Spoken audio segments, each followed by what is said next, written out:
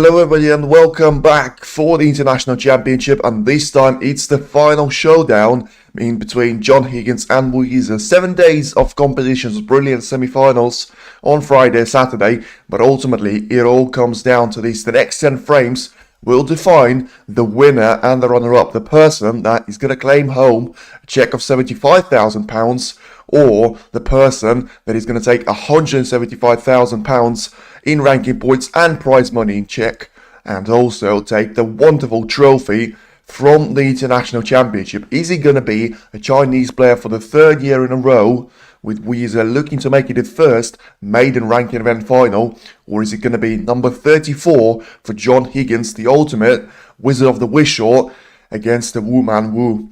What a performance it has been already from both of these players going into the final, and let's see if it's still the best is yet to come from them as John Higgins makes his way on towards the arena after Yize being announced previously. Of course, we will come into this match as a minor underdog, with him being lower ranking player, the world number 22 as it stands. Of course, can jump up into sort of a 18, 19 spot if he is to be victorious here, of course. But John Higgins will be looking to try and close that gap down to Ronnie O'Sullivan as it stands. As John Higgins is still sort of third of the class of 92 behind Ronnie O'Sullivan and behind Mark Williams, with those three being world number 4, 5 and 6 as it stands at the moment. Nice little handshake in between the players and a picture with the trophy, which is going to be put away now by the referee. And now we are ready to get started. In terms of prediction stuff, for the first session, I probably would just about say the momentum is going to be on Higgins' side. And I think it is going to be a win for him with a scoreline of 5 frames to 3, which is what I'm going to go for. Put that in the chat. With momentum, I think it is going to be Higgins to take the opening session with 5 frames to 3. But as I say, that is going to be dependent on the factor of Higgins getting to a great start as he managed to do against sort of the people that he was facing in the quarterfinal and the semi-final stage. Both of them were from Scotland. One of them was Scott Donaldson, and the other one, of course, was Stephen Maguire yesterday. And an absolute dominant performance from John Higgins has seen him beat Maguire and destroy the Maverick with a scoreline of 9 frames to 2. So first real safety play being played, and I mean, very few errors yesterday from John Higgins' point of view, but he already has one now. Catches the blue, although he's not really going to give anything away there to Yize, apart from maybe heading towards the left corner he can try and guide him towards. Wizard versus the Woohoo. Well, certainly.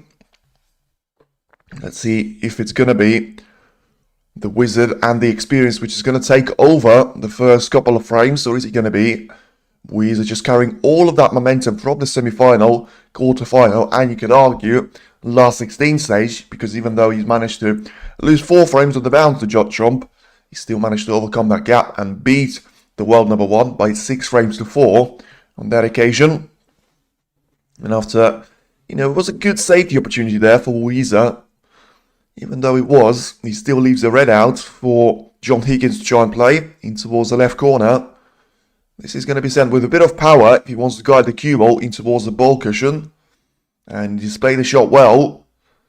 To be fair, he's missed the red there, but he's still going to get the cue ball onto the top part of the area. So, shot nicely played by Higgins out there, and you can try and send the cue ball down the lower part of the table, trying to send those reds towards each other and in towards the right corner pocket. But if that was the way for him to go for, it doesn't necessarily play the shot in the best possible manner for him, because even though he's going to get the cue ball on towards the ball cushion, he's going to leave a red out for John Higgins to try and play. And of course, it's going to be dependent now, if it is going to be trying to guide this red in towards the right corner and then still try and aim the cue ball on the position. You got in the final, John destroyed last match with like 9-3 or something. Yes, Spawn, he destroyed it 9-2. To be precise, but ultimately I think Yize ain't going to be Stephen Maguire. And even though Stephen Maguire managed to knock out Karen Wilson, sort of the likes of Zach Doherty and sort of Shu C in the previous couple of rounds.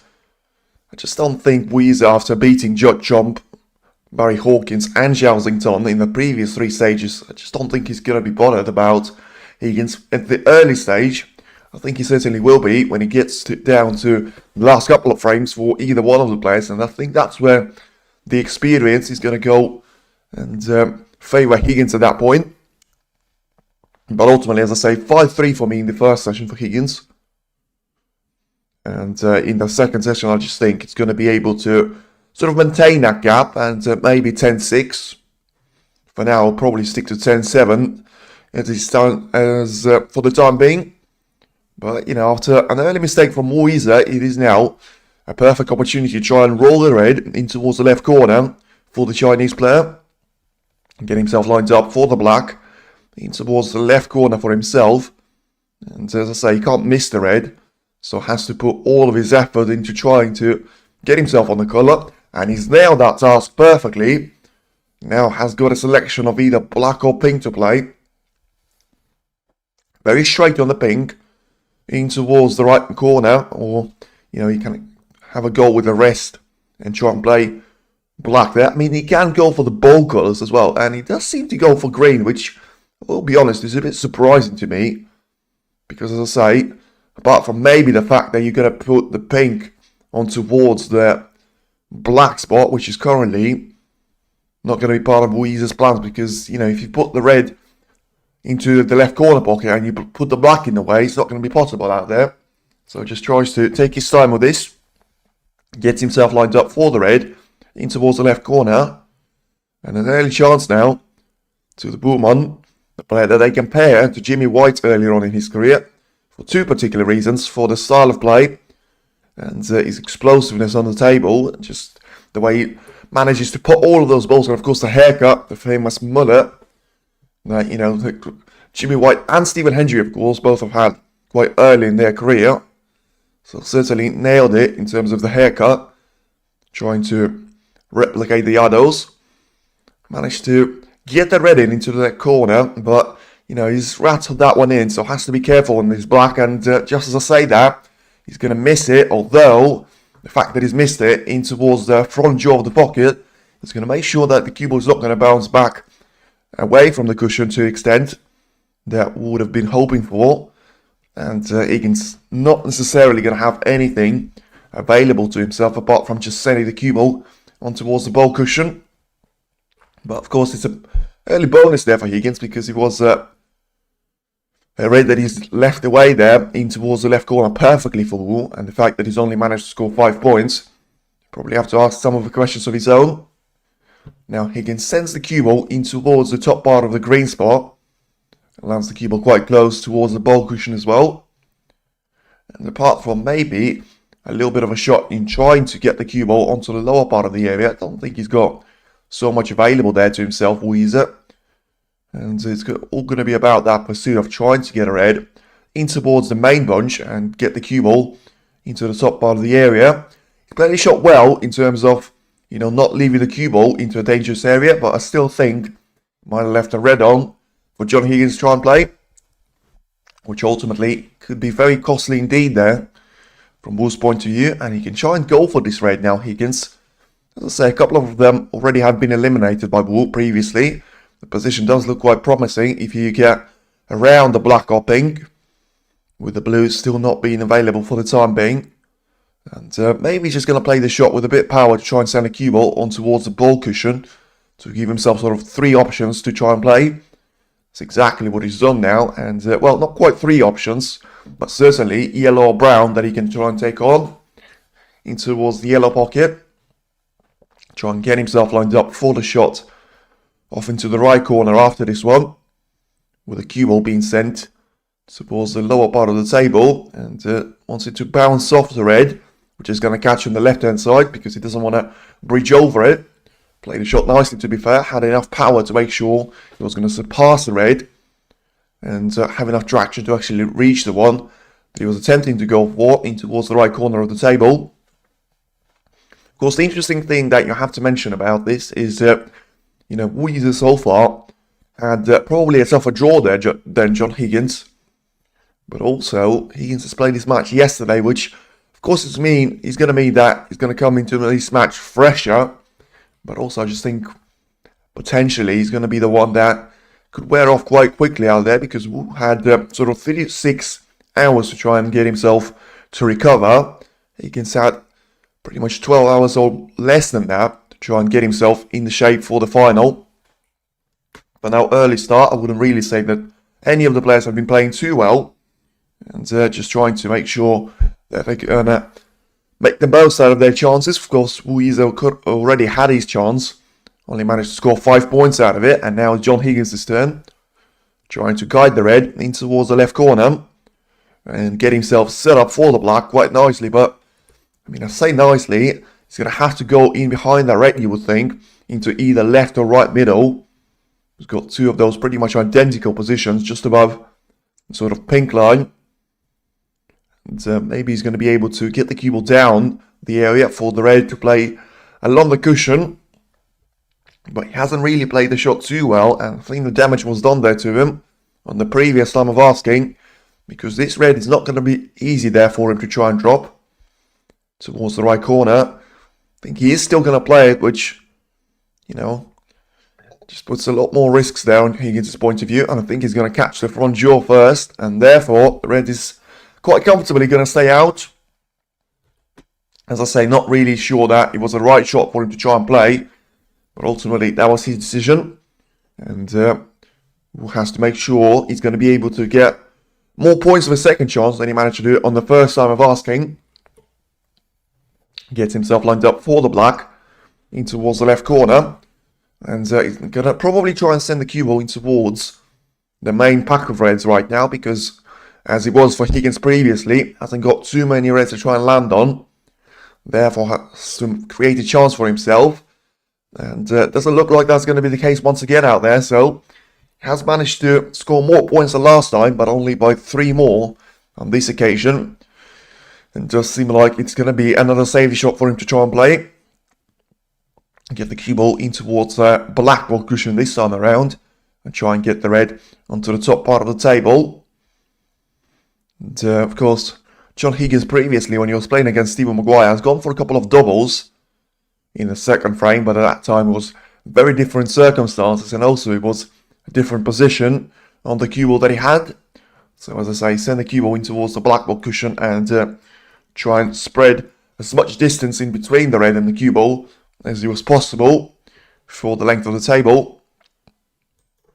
And in the end, shot that Yize has managed to play quite nicely, and just going to try and return the favour there with Higgins. Try and roll up the cue ball in towards the reds. Try and make sure he's going to play with as little power as possible to make sure he's not going to leave a red towards the right middle or right corner. I mean, he hasn't played the shot too well, because I felt like he could have taken more pace out of the cue ball, and therefore, you know, the red into the right corner that he left him with, potentially the red in towards the right middle, of course, as it's the first matchup here since their second in 2019. Yes, so they finally had funnily enough, they had international championship qualifying match in between the two of them, which was sort of 7 years ago. Higgins managed to win that one in the decider against 16-year-old Yize at that time, but also they had a 2-red championship to try and play against each other, and therefore that one was won by Higgins by 6 frames to 4. So certainly the first encounter 6 years ago at least, and it was a bold effort there for Wu to try and go for the red in towards the green pocket. Always had himself lined up for the black. And ultimately, I have to say, with the red going safe, didn't leave anything easy there for John, but I still think he's going to be taking this red on in towards the right middle. The attacking players, both of them, you know, probably have to say that Yize is going to take a bit more of those chances, which Higgins is going to try and play a safety shot from, but ultimately, Higgins usually is quite clinical with the chances that he takes himself. Just as I say that, he misses the red in towards the right corner, and now surely the same red is going to be playable in towards the right middle from Yize's point of view. Try and get himself to stun the cue ball and play for the pink, which is going to be waiting there for him in towards the right corner, unless he wants to play for the ball colours. A very important shot now, because he sends the cue ball, he sends the cue ball to the top part of the table, and therefore makes it difficult for him of his chances to actually win the frame should he miss this red in towards the middle pocket. But play the shot nicely, gets himself lined up for the yellow, and tries to accelerate himself into the break. So get an early start now, which he would have dreamed of yesterday, of winning an opening frame there against John Higgins. And already, of course, managing to do pretty much 50% of the job that Stephen Maguire managed in their encounter of the semi-final.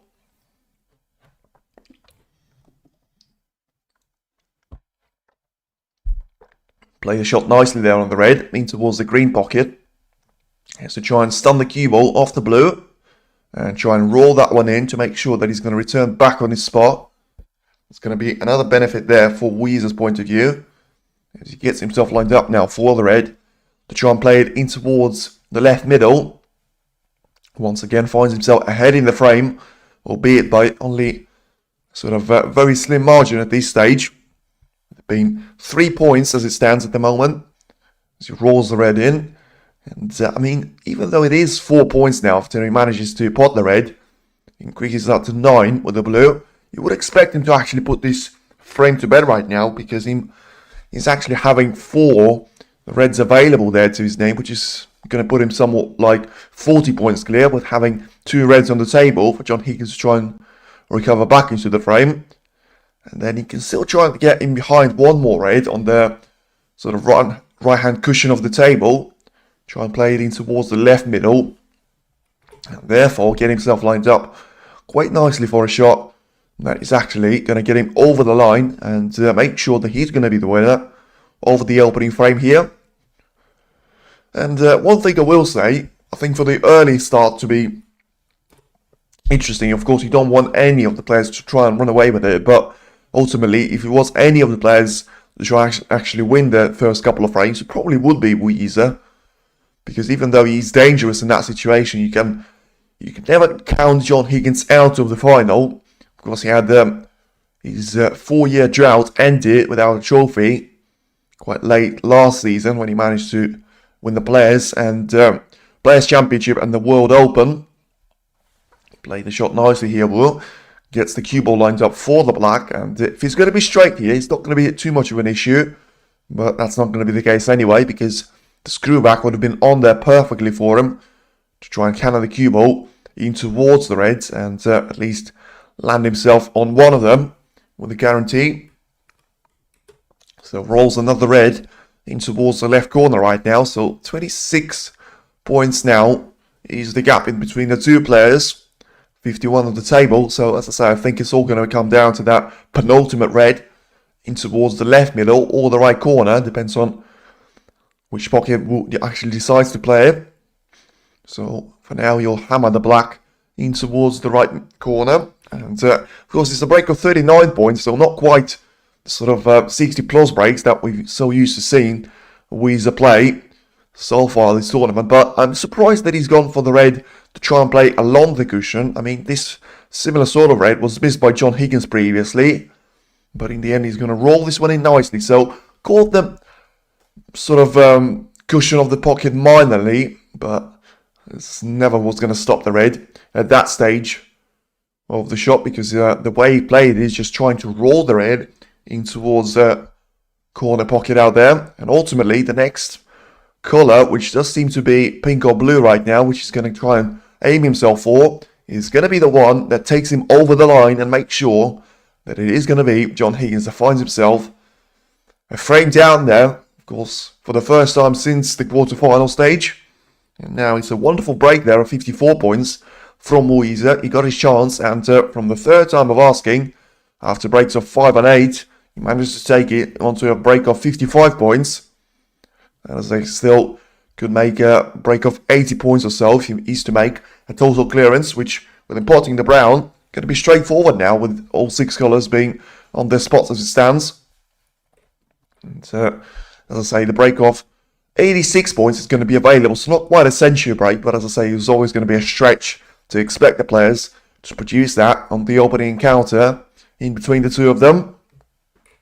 And ultimately, since the starting point of the match. It's been 22 minutes, which, if you bear the safety game in mind, and if you bear all the chances that have been missed previously, but both Higgins and Wu, it actually has been quite a quick frame for the final to get underway. Now 62 points is the advantage for Yize's point of view. And so let's see if he's going to certainly produce a total clearance now. Gets himself onto 73 points right now as it stands. Has a nice little path for the cue ball to try and travel from the top part of the table on towards the pink. Hammers that one home as well. And now try and play the black in towards the left corner. Just roll this one in. Okay, and get yourself a break of 86 points to certainly entertain the crowd. And the crowd certainly enjoyed that one. And it is now Yize with a win in the opening frame. And now leads John Higgins by 1 frame to 0. Now Higgins has his chances, but ultimately something that we haven't quite seen of him against Stephen Maguire. He was unable to take both of them and produce more than 19 points there to himself.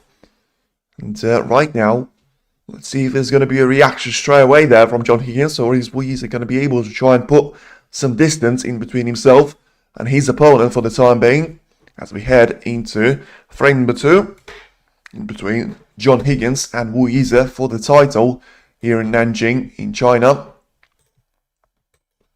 So we still have a look at the odds until this match has started. They have been pretty even there, but I think Yize was marginal favourite there. Well, sorry, John Higgins was a marginal favourite this time around.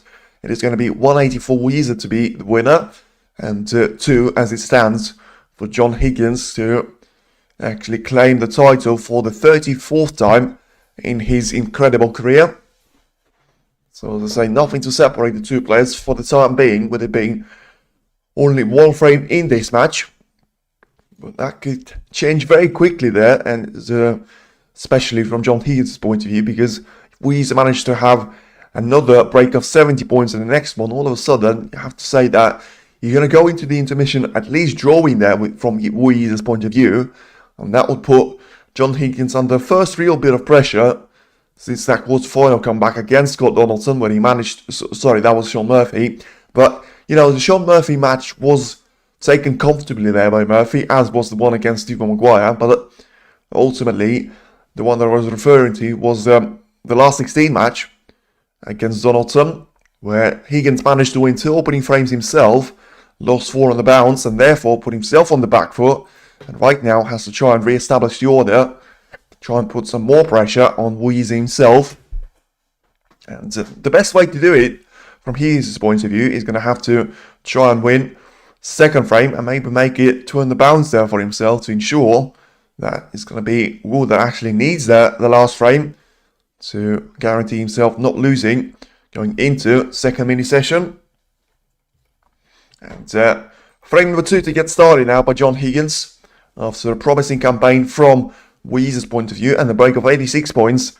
Let's see if the Wizard is going to be able to respond and make sure that his opponent is not going to run away from him for the time being. Plays the shot quite nicely there, Higgins, and pretty much gets the perfect break-off shot, because the only reds that Yize is going to have available to his name are going to be the ones on the left-hand side of the table, pretty much under the cue ball, into a nice little straight line, with one of the reds has actually gone towards the right corner pocket being covered up. So let's see what the short selection is going to be from Yize's point of view. He's played the shot quite nicely in terms of finding the path for the cue ball to actually try and get it in towards the top part of the table. But the red that he can enter the cue ball in towards, I think he's going to be available now for him to try and take in towards the right corner of the pocket, as he has a little look to see if he's going to be able to position the cue ball for the black. So maybe just a little transition for the cue ball to be sent on towards the lower part of the table and the red to be cannoned in towards the top part of it. Let's see what the short selection is going to be. I mean, that shot was played dreadfully by Higgins. And, you know, he was lining up potentially to try and cannon the red in towards the black. But ultimately, he left another invitation for Yize. You know, concerning signs, like, I wouldn't say it's panic time, but it's not the perfect start at all there from Higgins, because he hasn't been making those mistakes at all. Sort of yesterday against Maguire. And, of course, the first real chance was taken beautifully there by Yize's point of view. Let's see if he's going to be able to make it 2 out of 2 now and put some real pressure on Higgins. Of course, the great stage for Wu is going to be the fact that he's still not going to be under real sort of pressure, because his focus is going to have to be to try and win as many frames as possible coming on into the early stage of this match.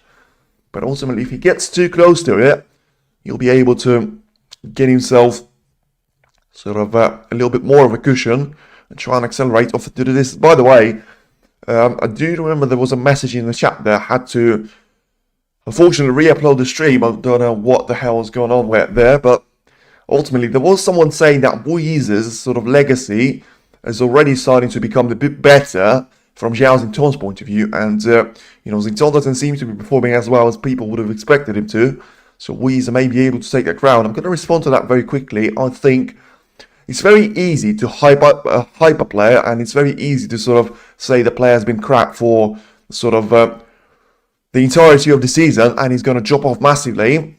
Yize has played the shot which wasn't going to get him anywhere anyway, because of him missing the blue, but also he hasn't gotten the cue ball in towards the main reds anyway. So John Higgins doesn't look like he's going to have anything to his name, so just has to play a safe shot. But yeah, as I say, like, you have Zhao Xingtong having sort of probably a bad start to the season, which, is understandable with him winning the world title. But also, I wouldn't really say that Yize has been playing his best snooker of his life, apart from the International Championship. As I say, he's managed to reach 2 finals, and of course has reached one at this stage already earlier last season, as Higgins has gone for the red that I didn't actually think was available there. So surprised to see Higgins going for that red in towards the left corner. Now leaves another chance away from Yize's point of view to try and roll the red in towards the right corner and get himself re-established with his position. Try and send this one with a little bit of backspin on the cue ball. Get himself lined up for the pink in towards the right corner. And for now, of course, the 2 chances that Yize has missed quite early into both second and first frames, actually he managed to get away with those, and so the luck probably has been on his side for the time being. See if he's going to be able to make this chance the one that actually counts there for him. But yeah, as I say, I know I've got a little bit of a stock in Zhao Xingtong, but I also wouldn't say absolutely do not write him out of the game. I will say that his head doesn't seem to be in the right place. His attitude is not necessarily the one that you have to admire, but the way he manages to handle all the pressure and all the noise around him, and he's managed to do it in the World Championship stage, which is going to be the biggest stage for the time being in the World Snooker Tour. I just think the further we get into the season, the more he manages to find his game back, you'll be able to get himself right to the very top once again. You'll have all the motivation as we get to the later stages of the of this season of 25-26 calendar year. And I think for the time being, he's still having and enjoying that 500,000 sort of ranking points that he managed to win. But ultimately, you have to remember that he's going to lose those if he's not going to become the world champion, or he becomes eliminated quite sort of quickly in the Crucible. He's going to lose majority of those ranking points, and of course, until those were in his score sheet, it was a player that was actually competing on an amateur status. So I think when he realizes that he needs to get himself a lot of ranking points to stay in the top 32 at least, I think he's going to improve his game massively, because when you've got motivated Zhao Xingtong, I'm not saying that he's not motivated now, but as I say, he hasn't been playing his best part of the game. But I think it's too early to write him off and say that Yize is going to be the player that actually overshadows him. Because, of course, one is a world champion and a 3 times ranking event winner. And the other one is a 3 times ranking event finalist. Although, for the time being, I would actually say that, Yize probably had a little bit of a better campaign this season. You could argue that Zhao Xingtong, realistically, the only decent achievement was getting into the semi-final. And of course, will manage to take it a step further, defeat Zhao Xingtong, and get himself into the final stage right here, right now. So he hammers the blue home. So didn't really have to say a lot about the positional play, simply for the reason of, it being quite open ever since that miss from his point of view. And now the break of 37 points and counting just gets Yize closer and closer towards getting over the line. And ultimately, as it stands, it is going to be 2 frames there from Higgins' point of view that he's going to have total of 19 points scored. So the prediction of him winning the first session of 5 frames to 3 doesn't seem to be that likely. But as I say, it was always going to be a nice little opportunity there for Yize presented to himself, and if he was going to be able to try and carry that momentum over into towards the final stage from the performances that he had in the quarterfinals, in the semi-finals, and in the last 16 against respective opponents, it was always going to be a threat there to Higgins. And so ultimately, John didn't help himself so far with missing all of those chances. And ultimately, let's see if it's going to be once again there. Second time of asking, which is going to do it there for Yize. He needs a colour after this red to get himself on one more red after that one, to be fair, and get himself in towards the frame ball line. Got scoring 53 points as it stands on the current break, and adding 9 points to that, and he's going to be 63 points of advantage now after he gets himself another red. And rolls their black in towards the right corner now, but ultimately, I think he's played these sort of shots really well in the way that he hasn't tried to cannon the cue ball too early in towards those reds, and now has to make sure that he's going to have something there for himself, which does seem to be the case. And he plays the shot wonderfully there, and in the end, it's frame ball, of course, over the line, but in taking the red out of the table, it's now 67 points on the table, and I mean, once again, Bull has to try and make sure that he manages to get this red in to ensure that Higgins is not going to come back to the table himself. It doesn't seem to be the case that the red is actually going to go past the other two. So, of course, if that's not going to be an option, you have to either play a double in towards the right middle or try and send the cue ball on towards the top part of it. And potentially a little bit of backspin on the cue ball has to be applied now if he wants to take this red in towards the left middle. As I say, the perfect chance there for him to try and remove the black from its original surroundings.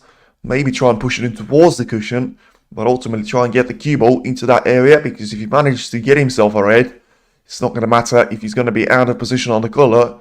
Certainly he's going to be game over from Higgins' point of view. And that's exactly what he's done, getting the cue ball lined up perfectly on the black ball cushion. And now just throw the cue ball in towards the black as he manages to get the red in perfectly in towards the left middle. Get himself in behind the black, and ultimately would very much be surprised if we see John Higgins back onto the table. I mean, who actually manages to find the path to try and send the black in towards the left middle out there. Let's see if it is going to be John Higgins to return to the table. It's not going to be, and it is now an early cushion there for Yize. He now leads John Higgins by 2 frames to 0. Something that we've seen overturned there of a gap on quite a few occasions would have been such a long frame format with the International Championship. That's going to change when we come to Champion of Champions very much tomorrow. With that campaign starting, you already know the groups and the pairings that are going to be played. And of course, when we come to the Riyadh season in Saudi Arabia, it's going to be even shorter of a format until we get to the first Triple Crown event of this season, onto the UK Championship. The last tournament, that of course was won by John there, and ever since the world number 1 has been a bit on the receiving end of things.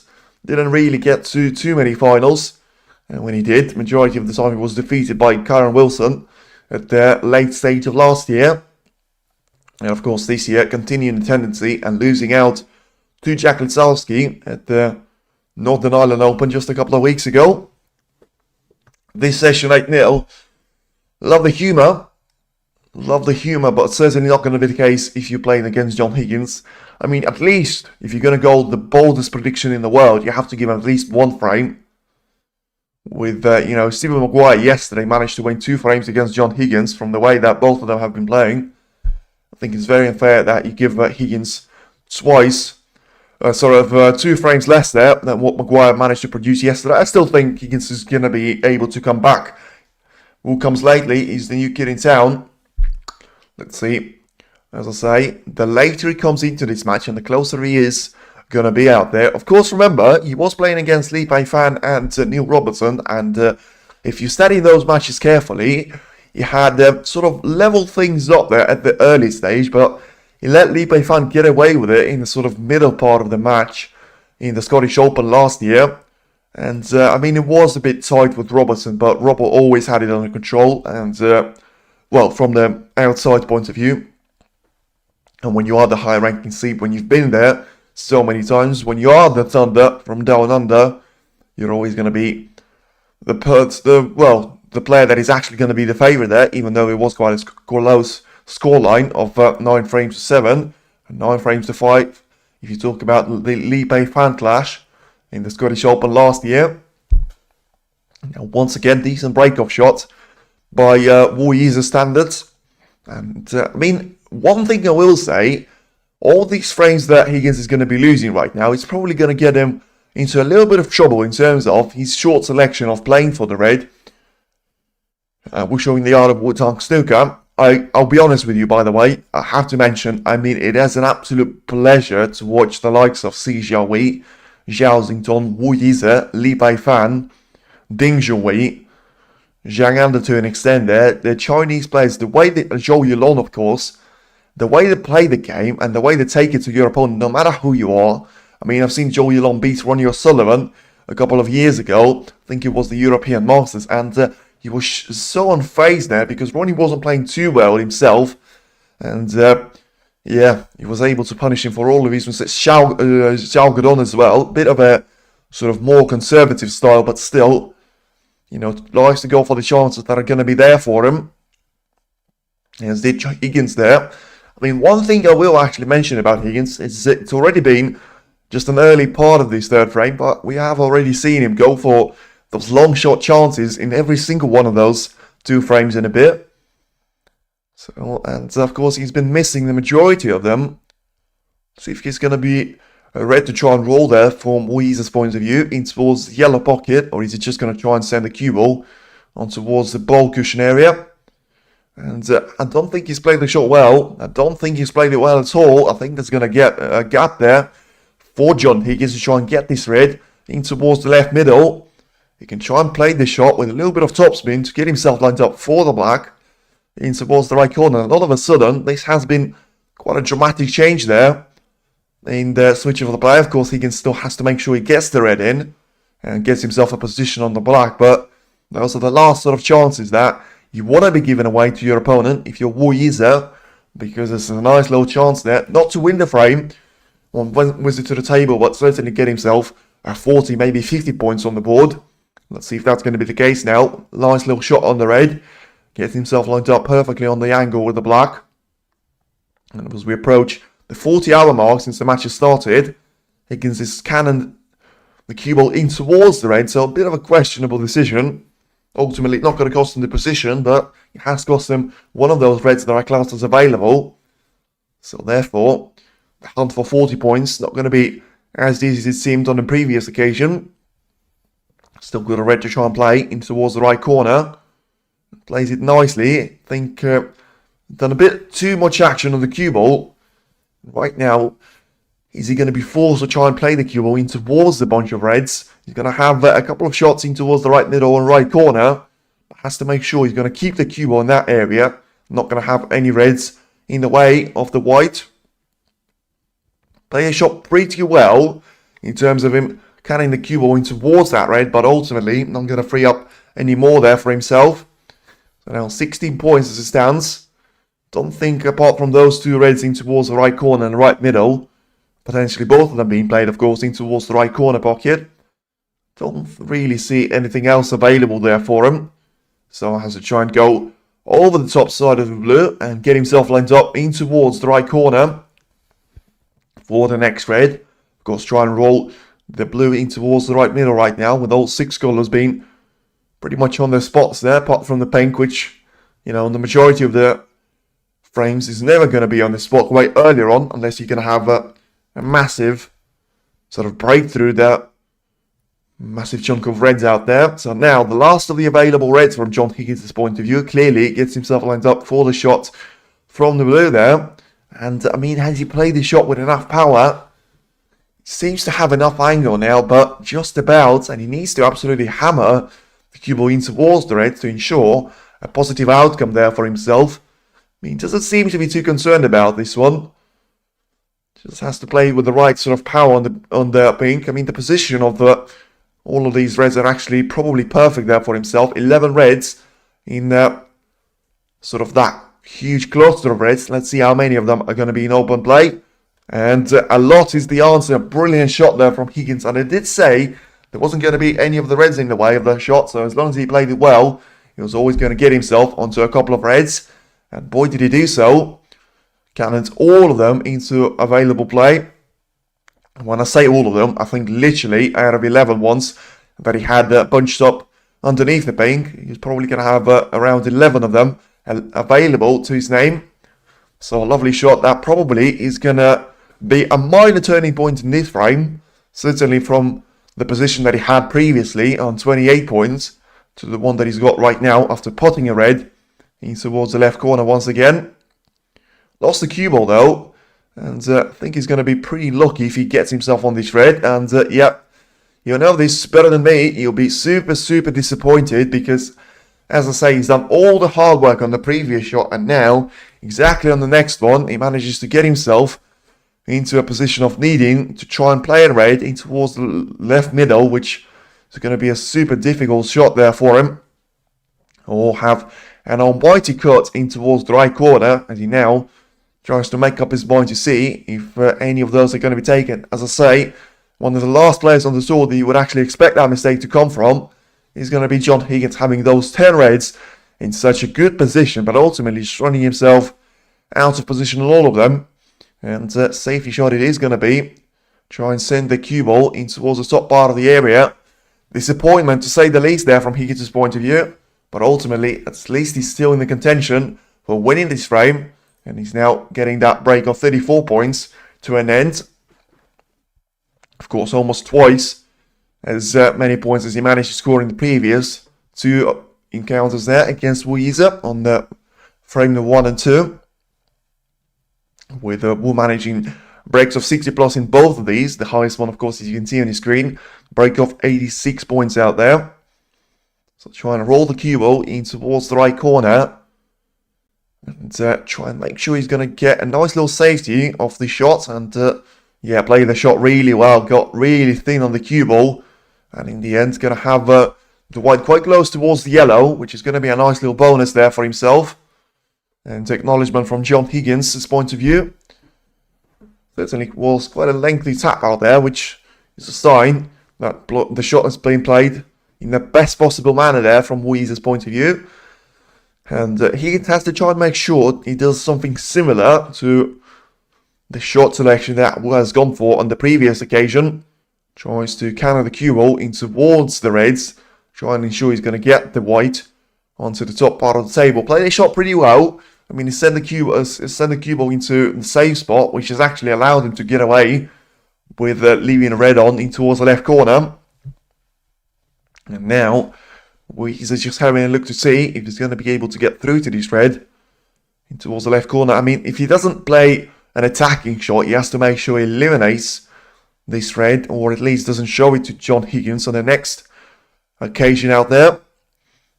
With the match going over 45 minutes now. So if you talk about the 2.5 frames being played, as I say, with all the safety battles that they've had in each of those frames so far, still probably have to count that as quite a rapid final from the average stats that you can have.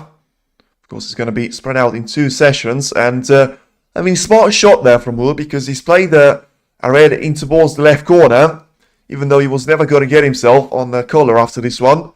He was never realistically leaving anything there from John Higgins, as long as he got close towards spotting the red, and clearly played it in a way that it was going to jump out of the pocket anyway. Leaves the cue ball quite close on towards the pocket there for himself. And now John Higgins actually acknowledges the shot, even though it was an attacking option, which didn't quite pay off. Now can try and cannon this red in towards the right corner pocket and try and make sure he's going to get the cue ball on towards the top part of the table. Playing the shot nicely, although, I mean, if there weren't so many reds crowded by the left-hand side of the table, this red that Yize has got available to himself is going to be available to be played. in towards right corner. But as I say, unless you get so much right-hand spin that you're going to compromise yourself quite a lot on the pot there, you're going to be very unlikely to miss the majority of those reds, and therefore going to have a strong struggle out there to try and get yourself lined up for the red. As he just seems to study the way he has to try and approach his shot, try and get the cue ball on towards the lower part of the table. And of course, he can always try and be a bit thin on the edge of the red that I mentioned. He was going to be able to play in towards the right corner.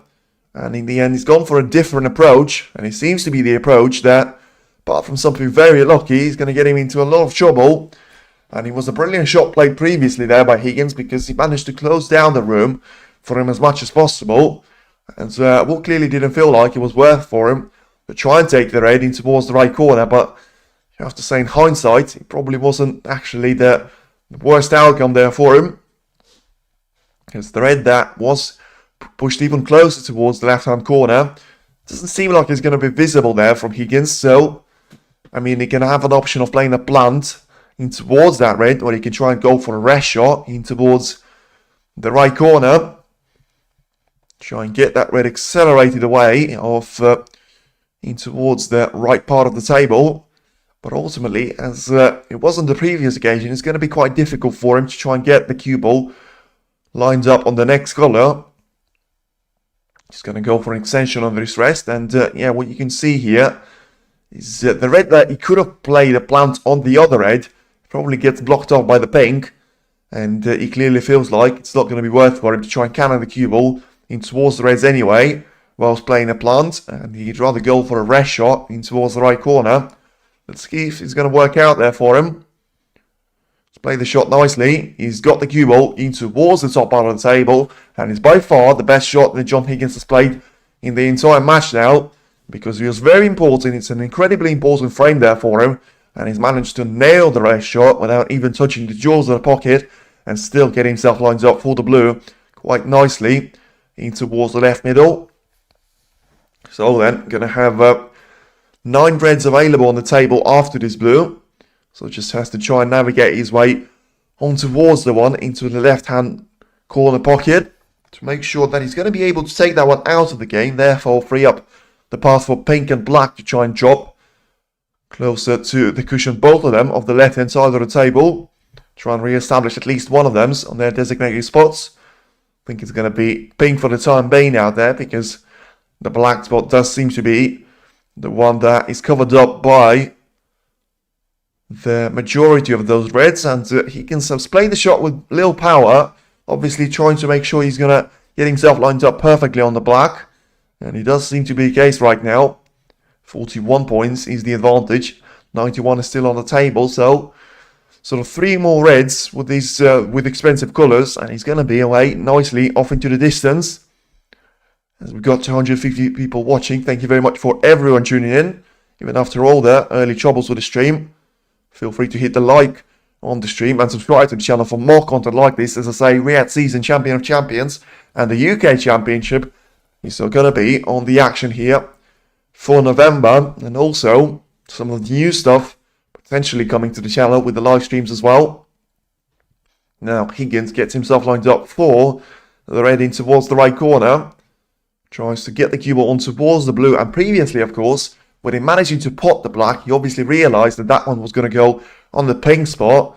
So may as well get yourself a couple of more points on the board out there to ensure that when you're not going to be playing for the blue, you are going to be taking maximum amount of points whilst trying to play for the black. Now 54 after this blue is going to be his gap over Yize on frame number 3. And ultimately still yet to see very close encounters out there. As I say, probably the opening frame. But it's had an early battle there of 13 frames to 19, which was able to be extended by Yize drastically and get himself a break of 86 points to produce a total clearance on the opening occasion. But we still yet to see those types of steals that we have seen from Stephen Maguire quite earlier on yesterday, although a majority of them, of course, have failed. And the one that he's actually managed to take of the two, that were the only 2 frames that he actually managed to take off John Higgins, was a century break of 114 points. And Higgins produced 2 centuries of his own of 101 and 137 in the making. Had another beautiful breaks there of 97 and 93 points to take it into a comfortable performance against Stephen Maguire in the end. A little bit less comfortable as it stands, but Yize already equaling the sort of frame tally that Maguire managed to take in 11 frames yesterday, and doing that on the opening 2 encounters. Gets himself lined up for the blue this time around. Higgins has to try and roll this one in towards the middle pocket and get himself lined up for one of the lower reds on towards the left-hand corner of the table. Play the shot quite nicely, and ultimately gets himself now 60 points clear with 75 on the table. So if he's going to take black as the next colour, he's going to be the frame ball there for him, because ultimately that's going to be the colour that's going to get him 68 points over the line with 67 on the table as it stands at the moment, and does indeed seems to be that way. A break of 27 points and counting there from Higgins. As I mean, potentially, if he plays all of those reds with a black, he still can just about get a century break there for himself.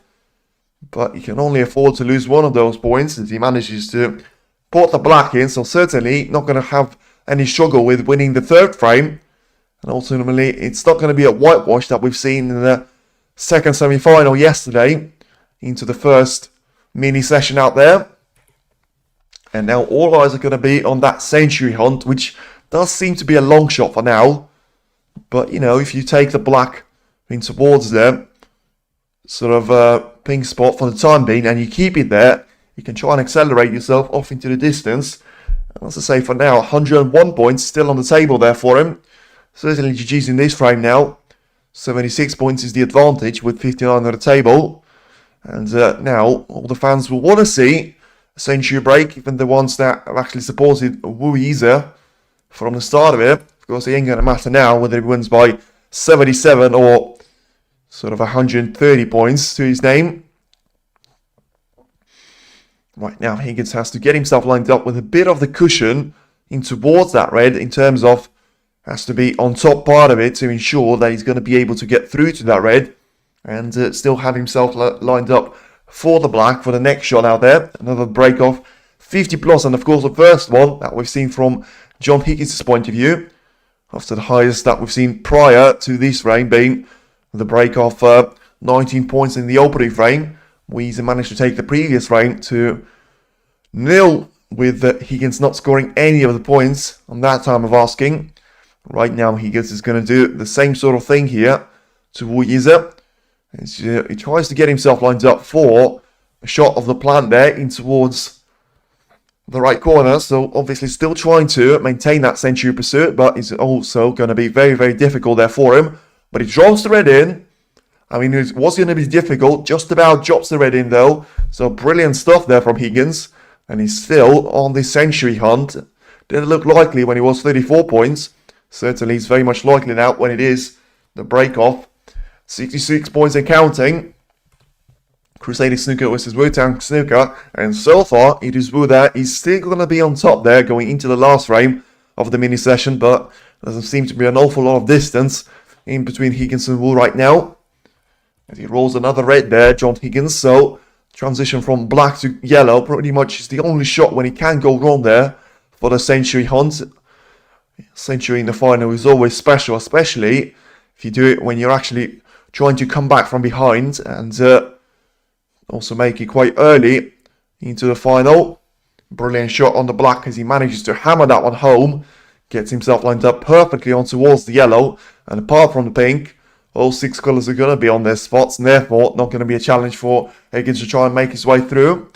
Yize is a very good player, but he is very attacking. Catalan, good point. And I still think that could come back to actually bite him, especially when we get to that stage of Higgins trying to dominate himself. As I say, I don't really expect him to try and settle for being 2 or 1 frames behind for the majority of the match. I think he'll try and put this early stage past him. Certainly not going to be any sort of pressure coming up to John Higgins just yet. As I say, if he loses maybe 3 more frames at this stage, probably will have some of the pressure known to him that he's actually putting himself under a lot of scrutiny in terms of trying to get himself to actually win this title. and get himself on the way here in terms of the titles won in this season. And of course, we'll only leave Ronnie O'Sullivan of the class of 92 that hasn't managed to do it, and a brilliant century break out there. And now it's a break of 101 points, just like it was yesterday against Steve Maguire. And it is John Higgins very much back in the hunt now, as Yize still leads by 2 frames to 1, but Higgins managed to come back and get one of those frames back to his name. And the last frame of the first mini session certainly seems to be very much anticipated now by the fans, and certainly by me right now. With it being an important frame from Yize's perspective, but also it could be the one that sets up John Higgins for a perfect run going into the second part of this first session. Both playing some maximum long backswing. Well, I wouldn't really go that deep into it, but I still think that Yize's style is going to be different from John Higgins' point of view, because the way he approaches these shots, you can see that unless Higgins has been on a century run or a really good sort of pot success run previously, he's going to take his time on those shots, which is completely understandable and probably comes with experience. But Yize seems to take those on as soon as he sees them. And I mean, for the majority of the things that we've seen against Zhao Xington, even though it was quite a close match in the end, I wouldn't say that 9-6 was a domination there for him. And I think it was impacted massively by that 4-frame run that he managed to take a 4-all gap, a 4-all draw, in towards an 8-4 of a gap to himself. He does seem to approach those shots with a lot of confidence, and also with the clear intention of trying to pot them as soon as possible.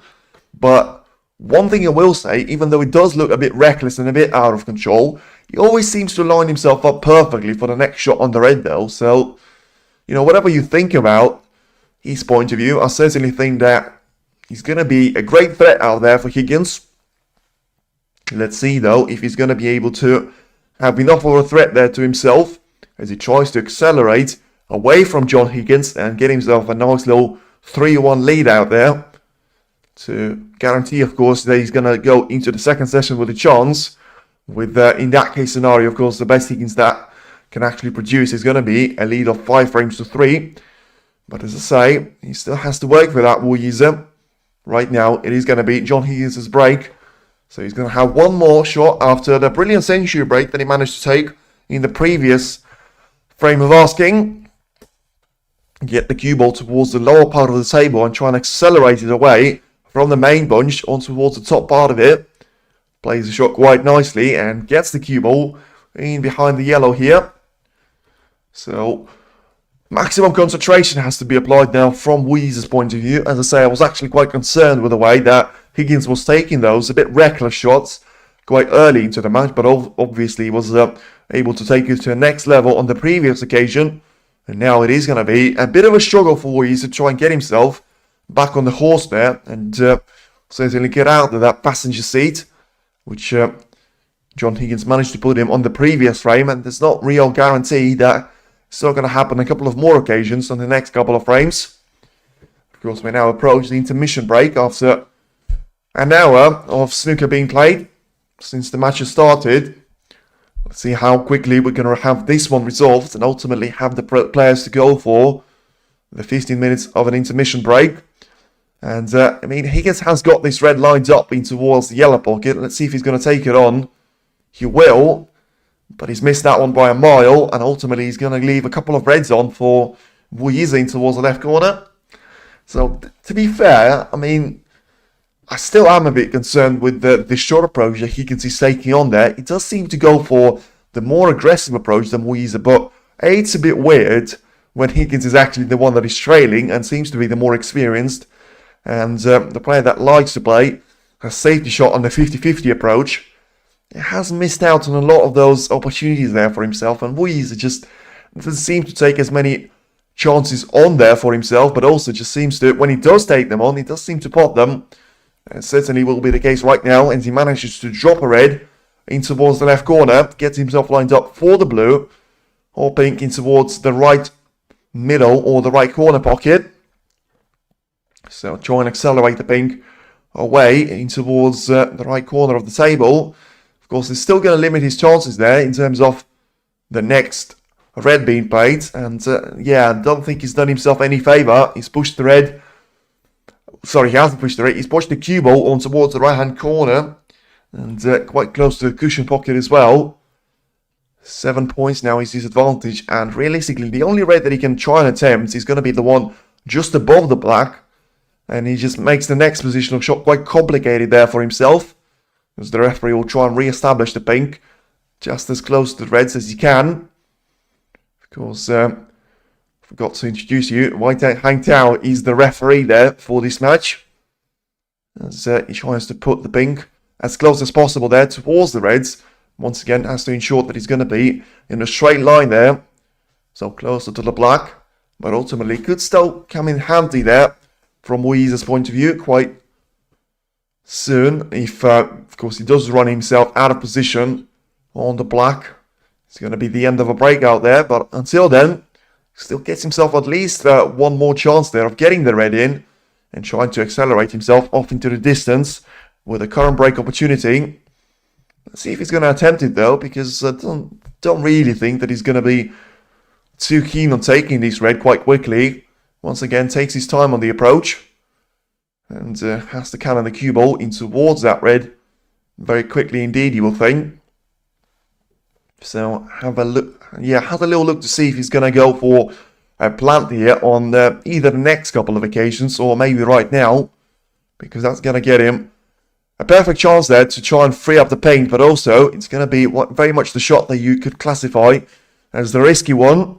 Let's see what the outcome is going to be. He was reluctant to go for the red above the black.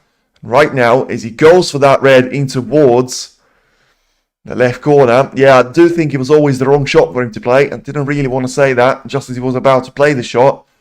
But I think there was just too much of a margin for him to try and cover up on that plant.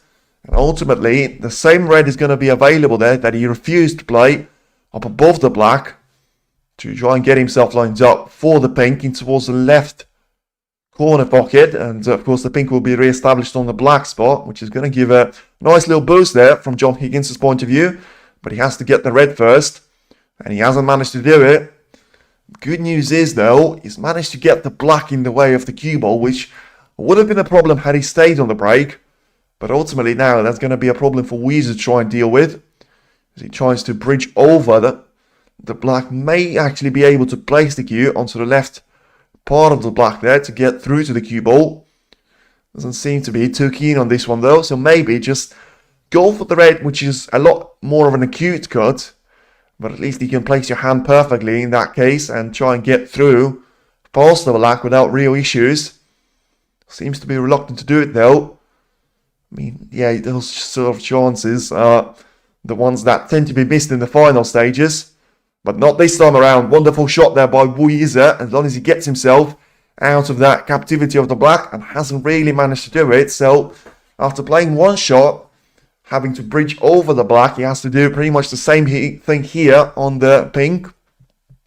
Try and hammer that one in towards the left corner. And of course, well, hammering that one ain't going to work when you try and bridge over a black like that. Still has to apply power, because he doesn't want the cue ball to be lost and get lost in those reds. Needs to get himself lined up for the one in towards the right corner, which is going to be there waiting for him if he manages to get the pink. But of course, should he not be able to get the pink in, it is going to be a perfect chance presented to John Higgins, as long as the positional play on the cue ball is still going to be there. And play the shot really well, to be fair. Manages to get all of those hopes eliminated for the time being from John Higgins' point of view.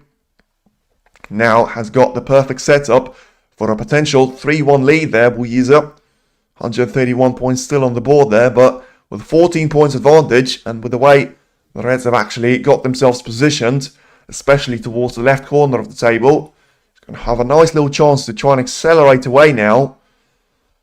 He's got the angle on the pink, which has gone on the black spot, as I mentioned previously. And let's see if he's going to try and cannon the cue ball in towards those reds, or he's going to try and hesitate for a couple of more shots and just try and get the cue ball lined up on the ones that are actually available to him in towards the left corner of the table. He's gone for the aggressive approach, and it does seem to be the one that just about actually going to get him the red in towards the left corner. So 6 points is going to be scored there for him. And I think the referee has re-established that the pink has to go back on his spot after the cannon from Yize on the previous occasion. See if he's going to be able to get this one quickly. There's a little bit of delay in the game. Yize goes back to his chair and seems to be re-established quite quickly by the referee, to be fair. As now, Yize will come back to the table and try and get himself lined up for this red in towards the left corner.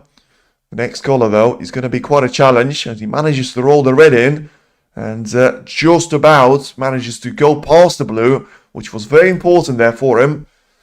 May actually go for the yellow as an easier option, but as I say, had he counted the cue ball from the left-hand side of it, he probably would have had that one in between the ball colours and the cue ball, and therefore himself under all sorts of pressure on that shot approach.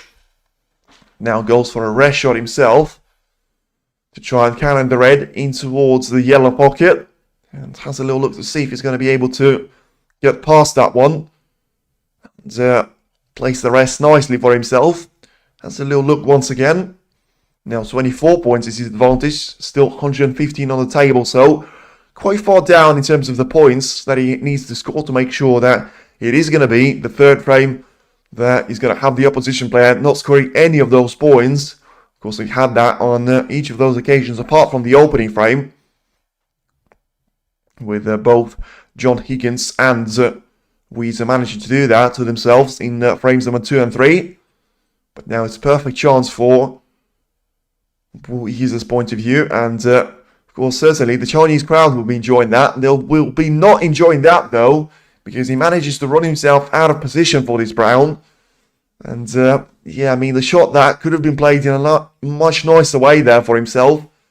Now, to continue the break, he has to take the brown in towards the right corner of the table.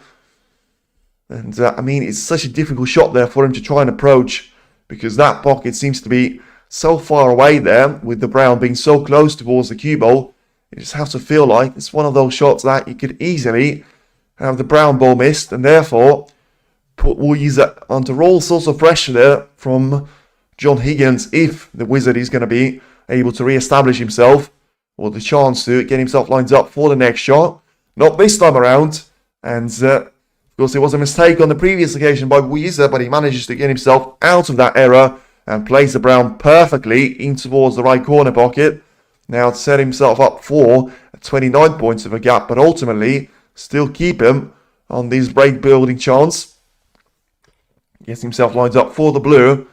Very straight on this one though, so may have to use the red, which is the last one of the two that they've had in the top part of the table.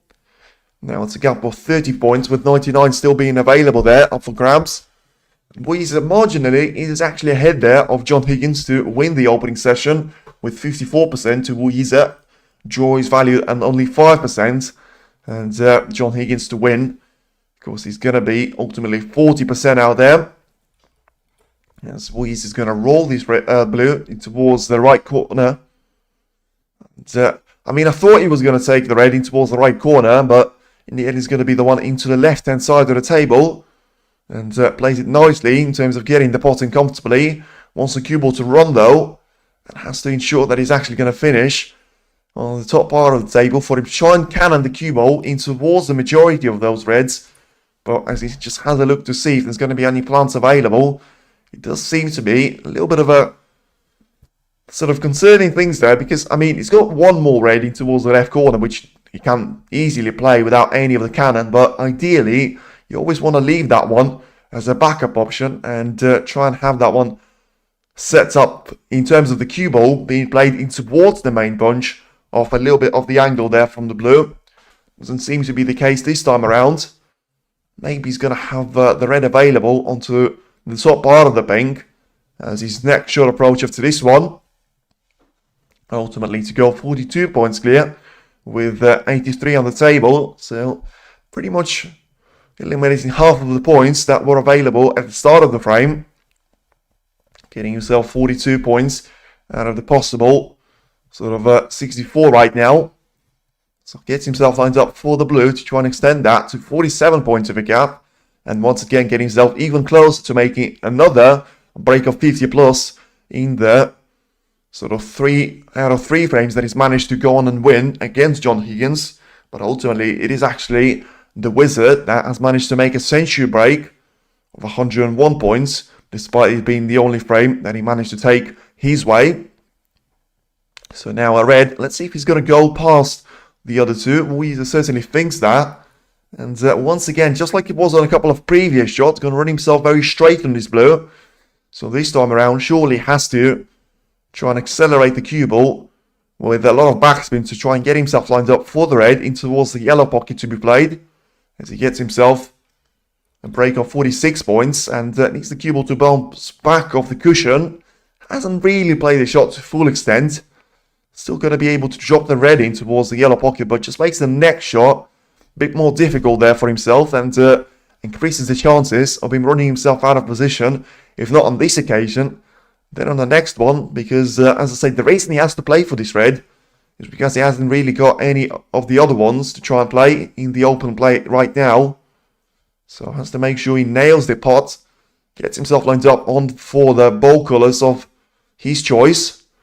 And in the end, it does seem to be perfect on the green out there, but very close with the cue ball. So once again, just have a look to see if he's going to have the plant available there. 67 points is currently on the table there. So realistically, after this green, he needs one more red plus colour combination, and he's going to be away nicely off into a 3-1 cushion there to his name.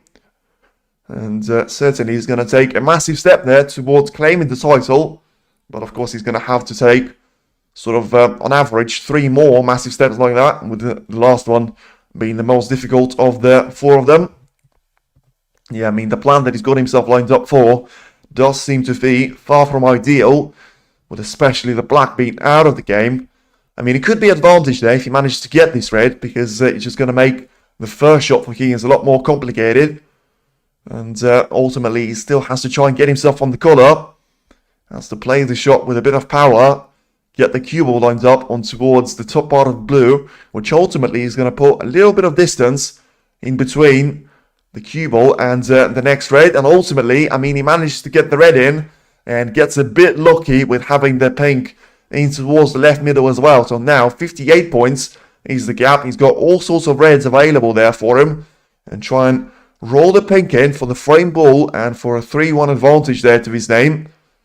64 points is going to be there for him for the taking. Just about manages to take the pink in. Wasn't playing for any of those reds. So clearly just trying to make sure that he's going to be at least 2 snookers needed there for John Higgins if he wants to re-establish himself back in this frame. Has a little look to see if he's going to be still able to get through to this red. Try and maybe pot it with a bit of traction on the cue ball, and certainly does manage to make it this time around. Another break of 50 plus there to his name. Can he make it a century break potentially, which is going to be possible with clearly all the chances for Higgins re-establishing himself being out of the game. It's at 3:15 p.m. in China. It certainly is. I think it's a bit more than that now. No, it is correct. Yeah, because the match has started at 2 o'clock. And the first session certainly has started at 2 o'clock. And the second one is going to start at 7:30 in Nanjing. And right now has to try and get himself lined up for this pink right now. Nice session, Okami. Plays the pink in nicely towards the right corner. And as I say, the break of 69 points with 63 on the table, 43 on the table, I should say, still makes a century possible there from Yize. And realistically, the only issue that he's going to have to himself is the fact that black currently is out of position. But I think if he manages to take those 2 reds with blue or pink, he may not even need the total clearance for the century break. And ultimately, he's going to be able to do it all on the next couple of shots, with the 5 colour clearance being enough there for him. I mean, he tried to cannon the cue ball in towards the black, but played the shot absolutely beautifully out there. And get himself lined up for the black in towards the left middle. So try and accelerate the cue ball onto the top part of the table. And get himself lined up for the shot in towards the yellow pocket out there.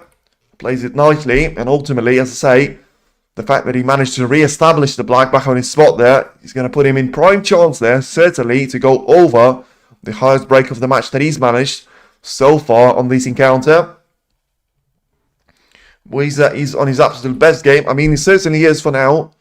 Still hasn't managed to win 6 frames on the bounce there, which will be a massive drop-off since the Jot Jump and Barry Hawkins games, but still has been playing some incredible snooker and ultimately going to have his highest break improved on right now. As right now he's managing 97 points of a break, so pink to make sure that he's going to be the one that he's going to get him over the line for the century break, and certainly is going to be the case. So 2 back-to-back centuries out there, one from John Higgins with 101 points, and ultimately a beautifully hammered in black. So another century break there and 110 points from Yize, and make sure that it is going to be now a 3-1 lead for Yize going into the intermission. So I mean, we're going to be back pretty much half past there, whatever time you're watching from. So make sure to tune in at 32 minutes past. And we'll be back with more action with these two players, hopefully putting on a great show for 4 more frames out there. But for now, it's a little break for them to try and enjoy. And for John Higgins, he still has to make sure he doesn't let Yize run away with it going into for his maiden event title here in China.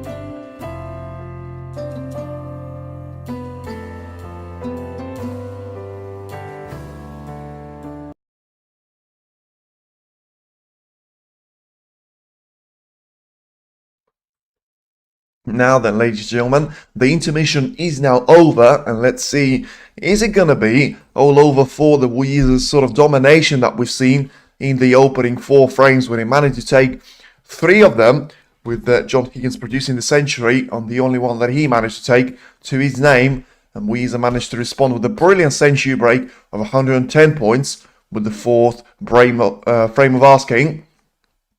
John Higgins now needs to make sure he's going to be able to step up his game. And, yesterday in his interview, whether it was a joke or not, he did say that he hopes that Yize will be feeling the nerves.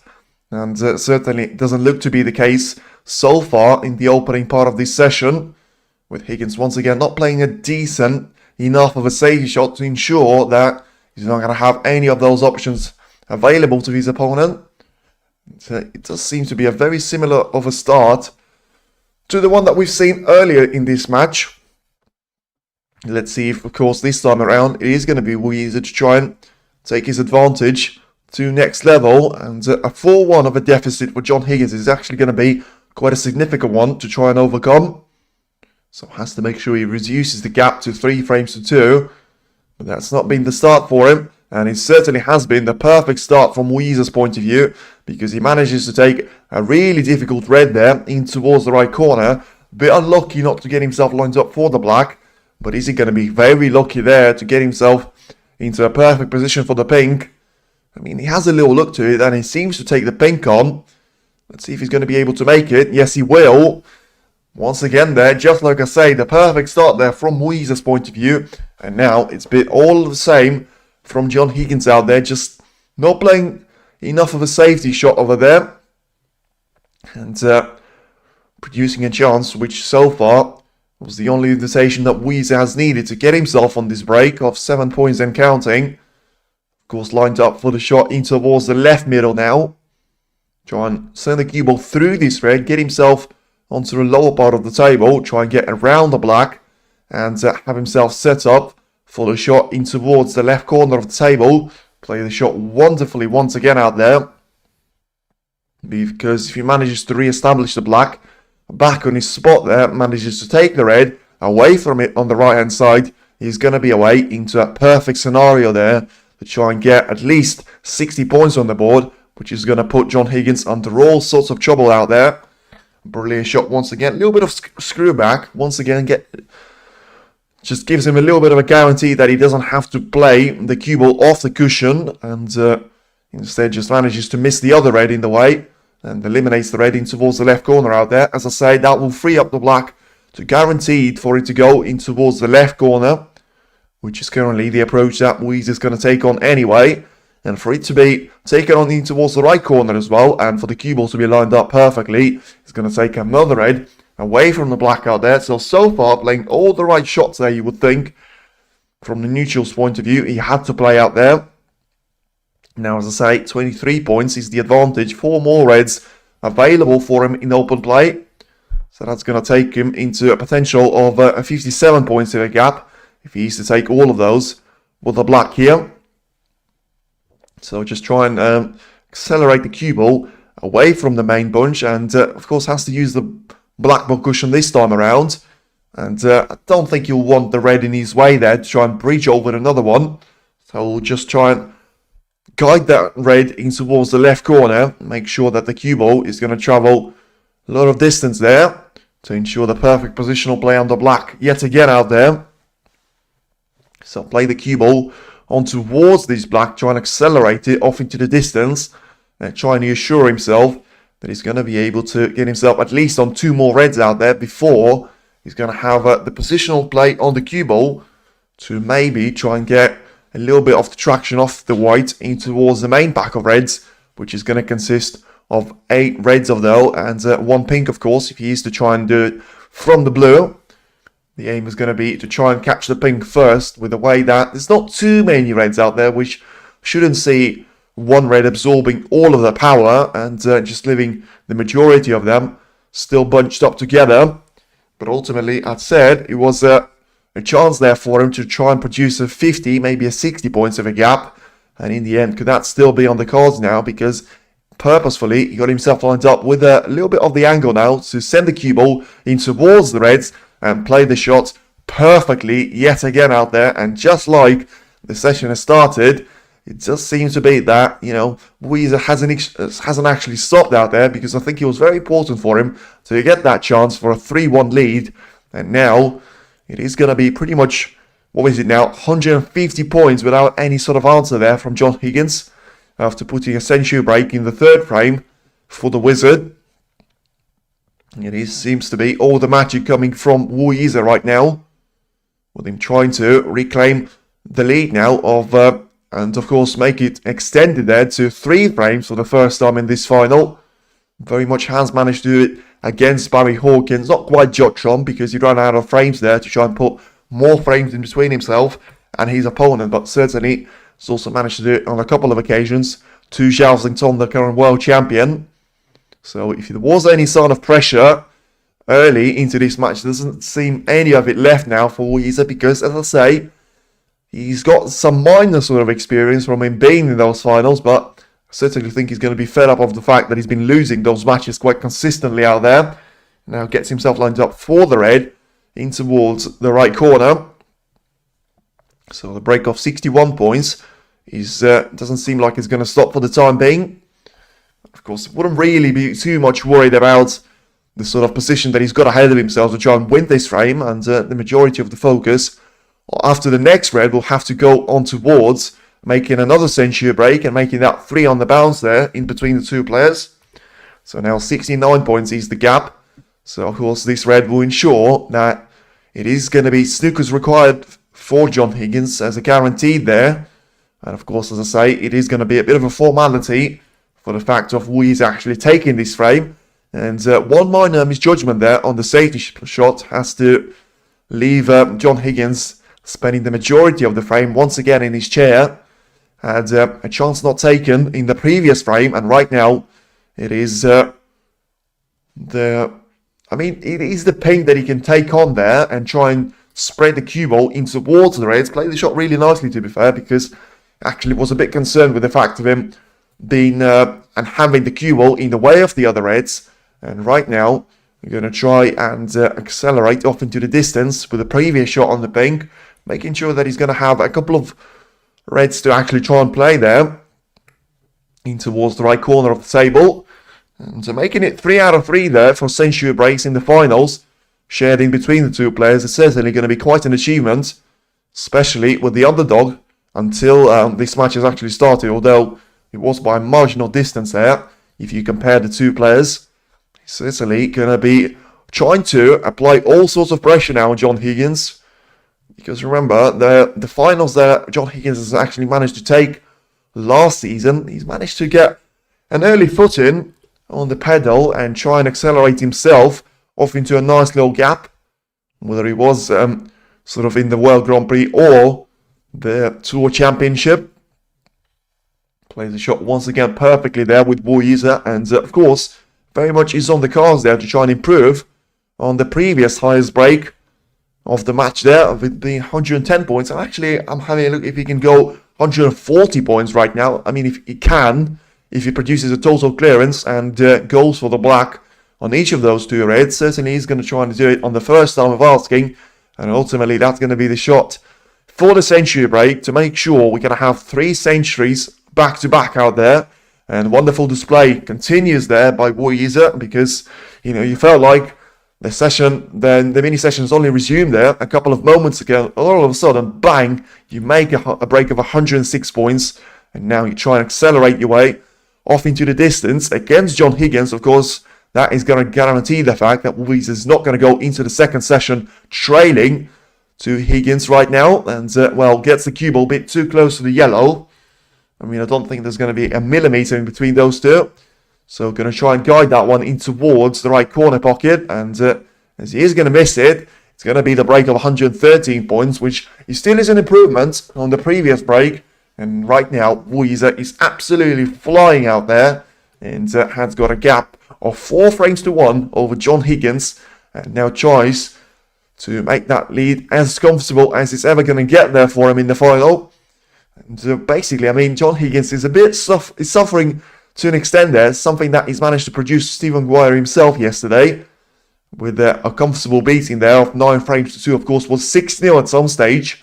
And he's not too far away from having the same scoreline right now, because he needs to make sure he gets himself a couple of frames on the board now. Can't afford to keep losing them, and therefore has to make sure that when the chance comes to him, whether it's a safety play or it's an attacking shot, he has to take it. Of course, if it's an attacking option or if it is a safety play, he has to ensure he doesn't leave any of those reds as an invitation there for Yize, because we've all seen what's going to happen if you do. I mean, how many shots has Higgins played in that previous frame? Was it 1 or 2? And all of a sudden, as I say, absolute demolition job. And a breaks of 113, 110 and 101 there from the 3 players. So it's all been going uphill ever since that break of 101. So let's see if we're going to have another improvement. And hopefully, if that is to be the case, it's finally going to come from John Higgins' point of view. And try and get that gap down to at least 2 frames for now. Because, as I say, 5-1 of a scoreline is probably going to be as dominant as it's ever going to get there against John Higgins. And even though, of course, it's not going to be an 8-0 session, as someone did say, still at this stage, you can actually see it being a 6-2 session in Yize's favour. Certainly not going to have John Higgins to win the opening session right now, and has to go into the second one trailing or drawing there with, as I say, if he takes the draw into the second session, it'll be a mighty comeback from 4-1 down to 4-all. And for that to be the case, he needs to make sure he starts winning some of those frames now. With the referee about to bring the cue ball on towards the main part of the table. Let's see if it's going to be an improvement there from John Higgins. Of course, the bonus is he's going to have a guaranteed shot there to his name. But probably nothing is guaranteed. And the short term after this one needs to be off to a great start now with the break-off. Try and send the cue ball onto the top part of the area, which is going to get him somewhat safe there in relation to the Reds left out on the lower part of it.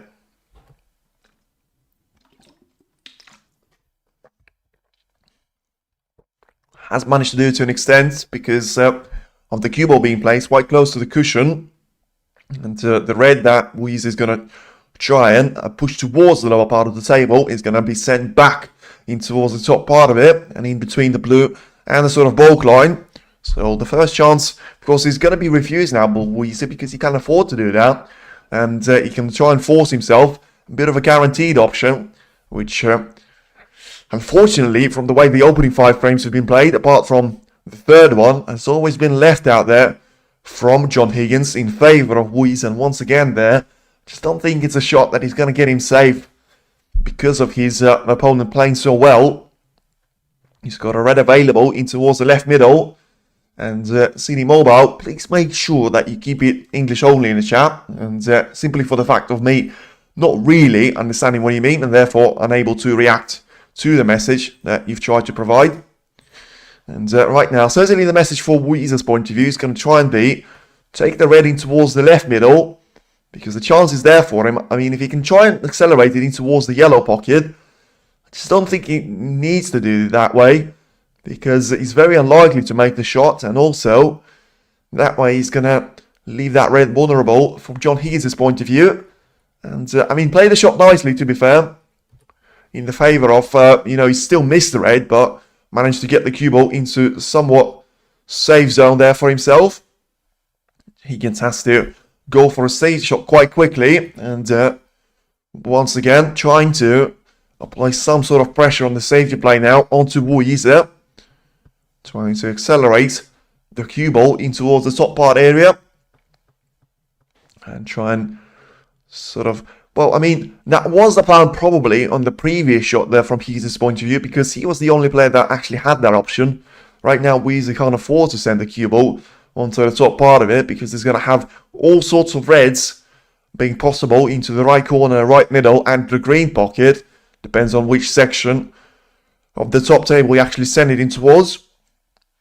And yeah, just has to probably go for a conservative shot, trying to get the cue ball into those reds. But I have to say, I mean, surprised with our short selection from Wood, because he's sort of committed to giving a red away to John Higgins in towards the left middle pocket, which, I mean, I'm not going to say it's an easy shot, but it's the one that I might actually fancy John to take. And you never know, it's a bit of a 60-40 in favour of him actually making this one for me. So I think he could have played the shot better there, Wu. And he has to just make sure that he's going to leave the cue ball marginally alright for the black to be played in towards the right corner, but also in the position that not going to leave any of those reds away to Yize should Higgins miss this red. Let's see if he is going to do it though.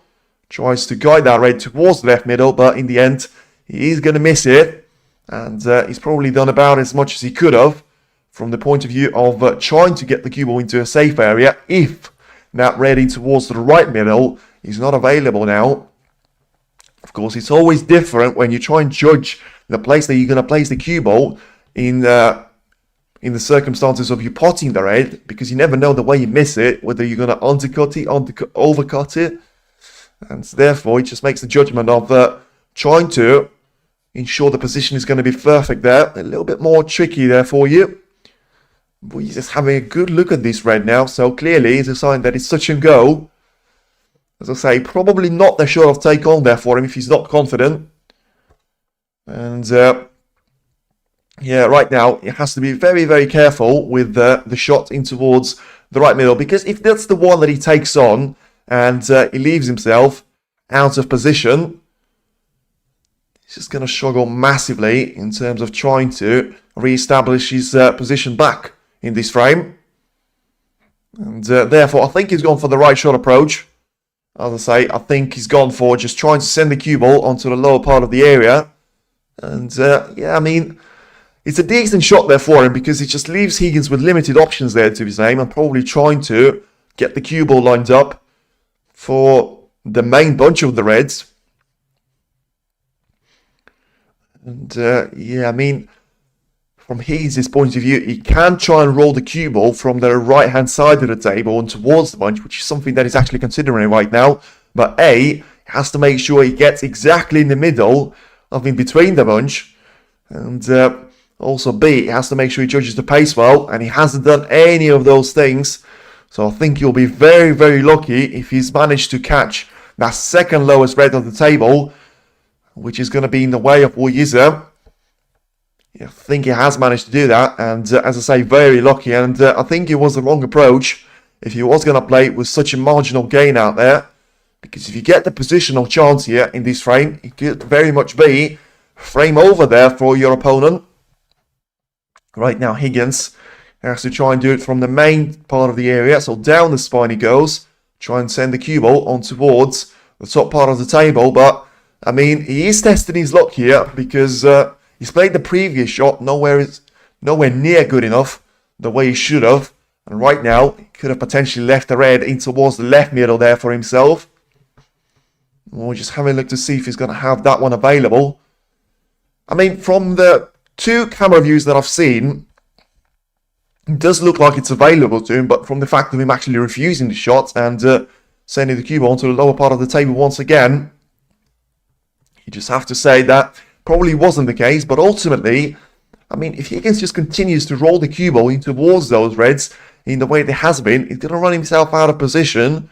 The problem is he hasn't really got too many alternative ways there to himself, and has to try and get the cue ball on towards the main bunch of reds once again. And well, the blueprint is there for Higgins trying to roll the cue ball in towards the main bunch of reds, and Yize trying to accelerate it away in towards the black ball cushion. Ultimately being very much on the front foot once again there, as has been the story of the match so far from Yize's point of view. As we now approach the half an hour mark since the session has restarted, ever since the intermission. Played the shot quite nicely out there and sends the cue ball onto a section there, Higgins, which is not going to leave Yize any easy of a chance of actually trying to get the cue ball on towards the lower part of the table. But he does seem to find a way to do it, pushing one more red away away from the pink out there. And ultimately right now it is starting to get a bit dangerous from Higgins' point of view, because he can't realistically continue to roll the cue ball in towards all of those reds. He has to try and make sure he finds some sort of gap there to try and place the cue ball somewhere in a different position out there. But the alternative doesn't seem to be too nice to him either, with him trying to make sure that he doesn't give any invitation before that time. And of course has to make sure that he utilises all the opportunities that come his way and doesn't leave any of the easy ones away to his opponent, which has been, as I say, so far the story of this encounter in between the two of them. We'll once again just have a look to see if he's going to be able to send the cue ball in behind the black there and on towards the black ball cushion, which is going to be a very important safety shot there for him to play. If he does manage to have that spine blocked from Higgins, force him to go, playing into cushion first shot, he's going to put him under all sorts of pressure. But, I mean, those type of shots are actually the ones that I didn't expect Yize to play, because technically, if one of those reds is available into the right middle, you have to say, you may as well take them from Higgins' perspective. Because, as I say, this safety battle doesn't have any sort of perspective there for him, because consecutively he finds himself trying to roll the cue ball in towards the bunch. So he does seem to be taking this red on. A massive shot now for him to stay in the hunt. Ooh, he's managed to find a brilliant shot out there of not potting the red, but ultimately now he has managed to turn the safety battle on their heads. A brilliant shot yet again there for him. And Yize now all of a sudden finds himself in a real bad situation there, and all sorts of scrutiny, with Higgins just trying to accelerate the red in towards the middle pocket, pushes that one into another red to try and send it in towards the top part of the table. But ultimately, the perfect cue ball control means that the white is going to be placed very close down the spine, but also even closer towards the black ball cushion out there. And yeah, all of a sudden, you're going to have Yize taking 60 seconds per shot. But, I mean, is that going to be the only one that he takes now? Because he can hardly see any of the room there available to try and get the cue ball in towards the main bunch of reds, try and roll it up with as little power as possible. But also, of course, you want to judge that to perfection, because if you're going to leave that red available to Higgins, certainly the punishment is going to be there for you. So try to do it in a decent manner out there. And right now, tries to see if he's going to have this red available there to himself in towards the left middle for Higgins. Otherwise, he's going to try and send the cue ball down the table once again. And clearly goes for the second approach. So tries to send the cue ball down the table. He's going to have the same red available to Yize though, although he has managed to do a decent job of sending the cue ball on towards the black ball cushion. And ultimately, the previous shot was better because it didn't leave any of those get out of jail options for Wu to try and put all of his eggs in sort of that one shot and try and make it. If I miss it, I know I'm going to lose the frame anyway, but if I make it, all of a sudden I got a brilliant chance that realistically not really going to get in the final, especially after spending so much time on the back foot in the safety battle. He does seem to go for this red, and if he makes it, you'll have all sorts of positive stuff there to his name, and he does make it. So, as I say, even though it was quite nice there from Higgins to try and re-establish himself back in safety play, I still don't think he should have left that red on there for Yize. And the Chinese player once again gets himself a chance to try and accelerate off into the distance. And the first couple of shots are going to be the only sort of struggle that he'll have ahead of himself. And I mean, you've got 14 reds on the table, but somehow he's managed to run himself out of position on sort of 12 of them. Certainly doesn't seem like he's going to have anything easy there. And the shot in towards the right corner from the rest, from a really tight angle, or the shot in towards the yellow pocket, just seems to be the only two options that he's got to his name. And one is more difficult than the other. As I say, it's far from ideal, and it'll be an absolute waste after making that brilliant shot in towards the middle. If he is to end the break this way, let's see if he's got one more chance to try and recover himself and redeem himself. Not this time though.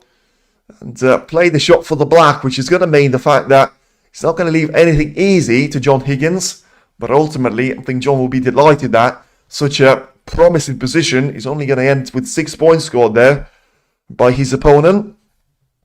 And ensure that he's going to be the player that actually comes back to the table, gets himself lined up for the shot in towards the yellow pocket potentially. Or maybe, which I think is very unlikely at this stage, he's going to have himself set up for one more safety battle. I think one thing I will say about Higgins is he has to go for an opener, and he has to find it. He has found it, and he's managed to get a wonderful little cluster on the black, and now cannon, I should say, and now all of a sudden, after scoring 6 points there from such a brilliant position from Yize's point of view, it is John Higgins back in the hunt. And the last chance that, of course, was presented to him 2 frames ago has resulted in a brilliant century break. And once again, brilliant shot there from Higgins because managed to cannon the red into the open play. And as I say, very, very good chances there for him to take this frame in the current visit to the table, having all of those reds available, majority of them, of course, on the top part of the table, which is going to slow down the progress in terms of the points being scored, but ultimately still leave him the perfect chance there for taking at least one of those frames away from Yize and make sure the scoreline is going to be still at the respective phase and not quite as dominant as it has been for the majority of the opening 5 frames out there. So Higgins has to go for an extension to try and reach for the yellow.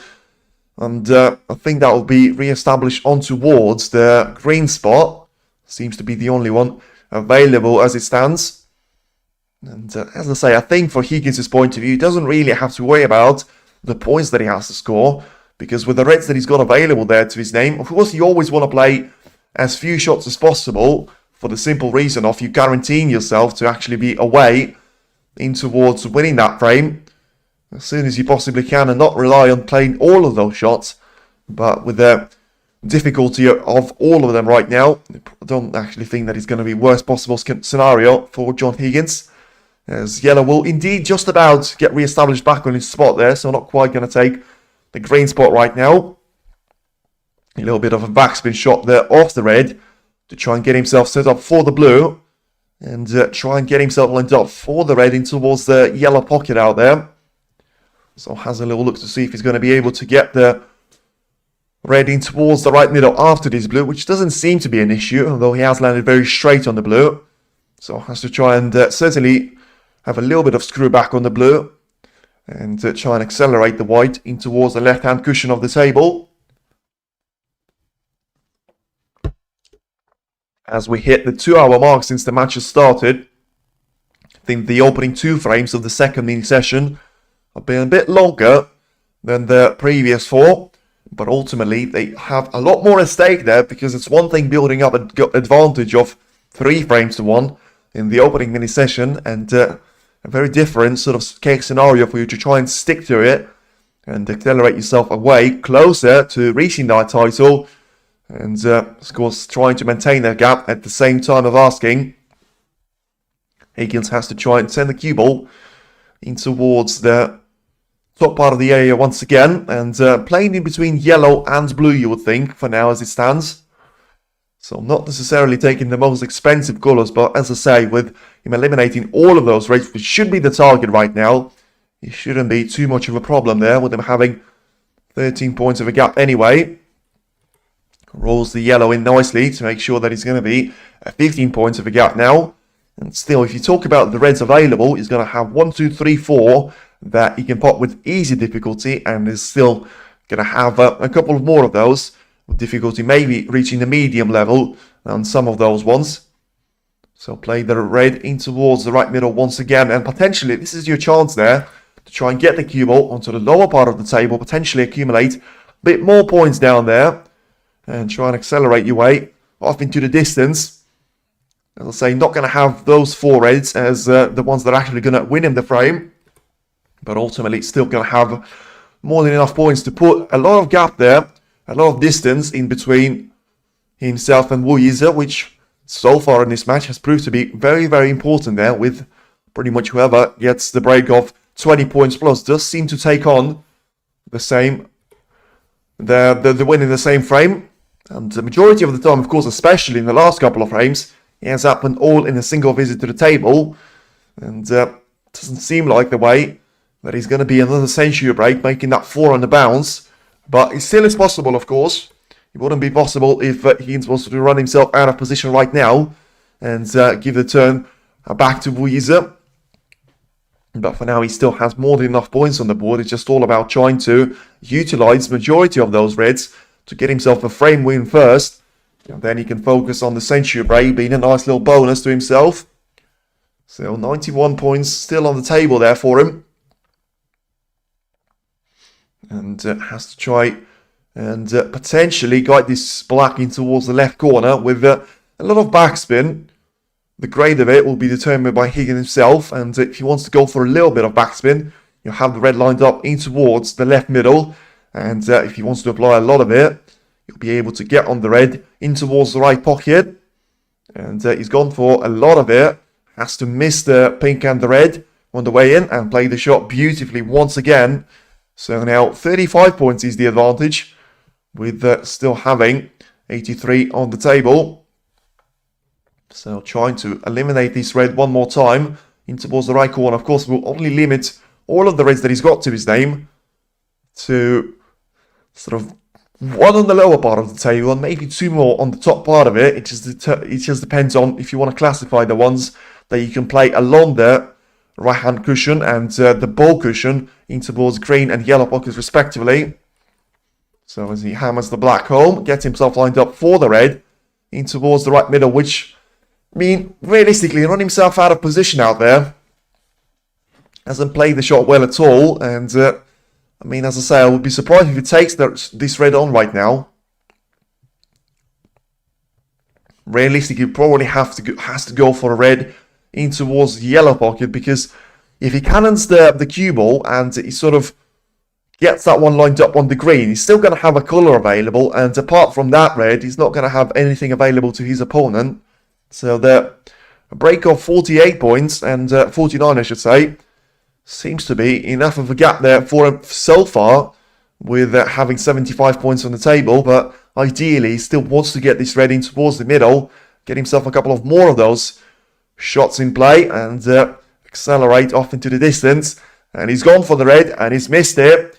It was probably the easier red for him to go for, but just about misses the angle that was going to drop the red off the cushion in towards sort of a middle pocket out there.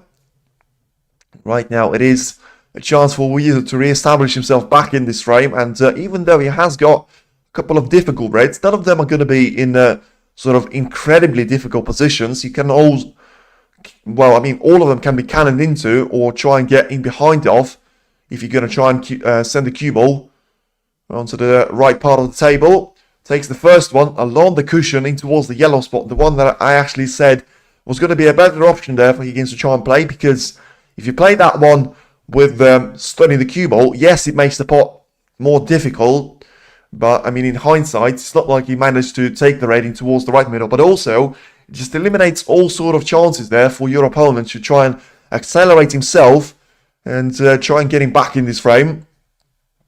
Now, 38 points is the difference, 67 on the table, so Yize ain't going to struggle with any of the colours now, because even though yellow and brown are quite close to each other, just as I say that, he's going to look to run himself out of position and be very lucky if he manages to take this brown in towards the middle, because I don't know what on earth he was trying to play. Maybe he was trying to get the the cue ball on towards the green out there, but ultimately, I mean, if he is going to be able to pop this green, put the brown, apologies, into the left middle, he's going to be very lucky man indeed. Let's see if he's going to be able to do that though. Not happy, and yep, he's missed that one, and he's sort of swinged this cue very quickly, as it's always a sign that the player is not happy with the way the table has behaved, or they missed the shots before, or even each there and journey home. And back to the table steps up John Higgins, tries to have this red in towards the green pocket, taken quickly. And of course, right now, it's going to be a very, very different situation there for himself, because a couple of more reds is going to ensure that he is going to be running off into the distance quite nicely. Now has got a short selection of playing either blue or brown in towards either left or right middle.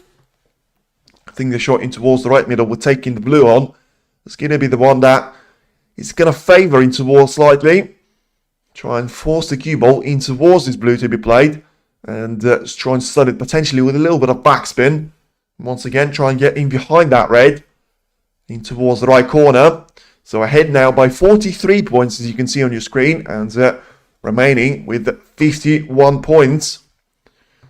Right now on the table. And yeah, just doesn't want to hesitate and doesn't want to rush through this shot, to be fair. So has to take the right amount of time to take this red as the frame ball in towards the right corner. Massive shot there for him, and a massive frame to be won, and it is going to be frame to John Higgins under very important circumstances, barring snookers, and of course it's going to increase that amount to 2 snookers needed out there if he manages to pot the brown, which already would seem very close towards the left-hand corner. Manages to accelerate the cue ball in towards the bulk line and catches a nice little angle on the red to be played in towards the green pocket as well. So certainly looks like it is going to be a 4-2 gap still in favour of Yize, but ultimately it's the first chance to go into the second session with a guaranteed lead taken away there by John Higgins, and this is where sometimes experience can just prevail out there. Still think it was a massive factor, the fact that Higgins had some of those points on the board, but ultimately he shouldn't have stopped Yize from trying to get a better positional play on the brown or green, whatever shot that he was actually attempting there after taking the red in towards the pocket. And well, I mean, Higgins is going to miss this red, therefore Yize is going to come back to the table inevitably, you would think. 38 points, he's going to need 2 snookers or a snooker and a free ball. Well, the frame is not quite over just yet. Of course, he would have been had Higgins managed to take this red, take 8 points away from his opponent, and get himself an extra point on the board. Now, Yize has to try and send the cue ball down the table to make sure that he's going to have pink or black available there to himself. Don't think it's going to be important on which one of the two he actually takes, because 19 points, and yeah, he's still going to have 2 snookers needed there in any case. But as I say, it's possible on having 1 red at the table. Not going to have a lot of sort of obstacles ahead of himself. Not 40 points right now in between the 2 players, 35 on the table. So 2 snookers needed, or of course, if Higgins wants to catch blue or pink in his attempt to try and escape from a snooker, it will be a bit of a different scenario. And the first shot taken nicely by Wood to an extent, had the red ball missed the blue.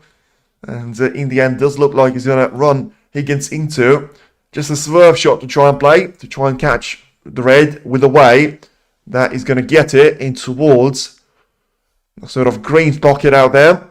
Try and put some distance in between the cue ball and the red optionally, but ultimately ensure that he's going to have no chance of giving a foul away. And he was really close to doing that with the cue ball being sent in towards the yellow pocket.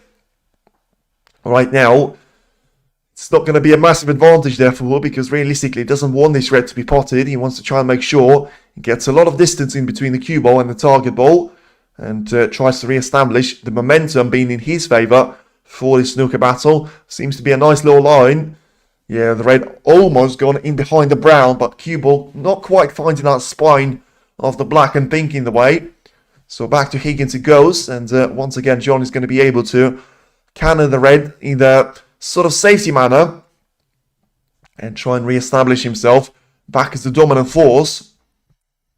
Not quite able to do that though, because I mean he basically cannoned the red in towards the yellow, so the red will remain on the yellow spot, and the cue will try and be sent in towards that red for the target ball to try and be sent in towards the lower part of the table and leave the cue ball onto the top part of it. So Yize certainly has got his brain engaged in trying to work out the best possible route there for him, which is going to put John Higgins into all sorts of trouble, and tries to get the cue ball in behind the brown right now. Decent effort once again. Had a couple of those on the previous occasion from Wood, but ultimately none of them were successful. The first one probably was the closest, with it forcing Higgins to go with a further round shot, trying to catch the red comfortably. Couldn't quite control the cue ball, so could have sent it towards the yellow pocket. Wasn't quite the case at that time. And now it's a shot by Higgins, which is actually going to get him comfortably in towards a safety battle here, with him actually lining up a snooker on Yize himself. Of course, should he miss this one and leave a red on for Higgins, this certainly is going to be frame over. So has gone for a bit of a hidden hope shot in terms of him cannoning the cue ball in towards that red, and caught that one full ball. So even though he's not going to give 4 points away, he's going to give this red away in towards the left middle. So now, surely for the chance to take this frame away there from Yize. who has been performing exceptionally well recently. Mike Robinson, yes, that's sure, but I don't think Higgins has been playing too badly either. And as I say, it doesn't really matter that much in the final. It's nice in the first session, but ultimately, those are the frames that are going to dictate if we're going to have Yize or John Higgins trying to dominate the majority of this final now. Because if you talk about Yize's opposition, yes, he's played against Hawkins, yes, he's played against Zhao, yes, he's played against world number 1. And I think he also had a match against Zhang Anda, which wasn't too easy at such an early stage for him. But ultimately, as I say, I just think it all comes down to, if you can calm your nerves down with John Higgins managing to produce a break of 9 points, gets him over the line in frame number 6, and now gets himself another frame on the board. So now the gap is been reduced from 4-1 down to 4-2, still in favour of Yize though, as he remains needing 6 more frames to get himself over the line for that maiden ranking event title to be finally his. And referee will try and re-establish the colours quickly back on their spots, and we've got 2 more frames to be played ahead of the end of this session.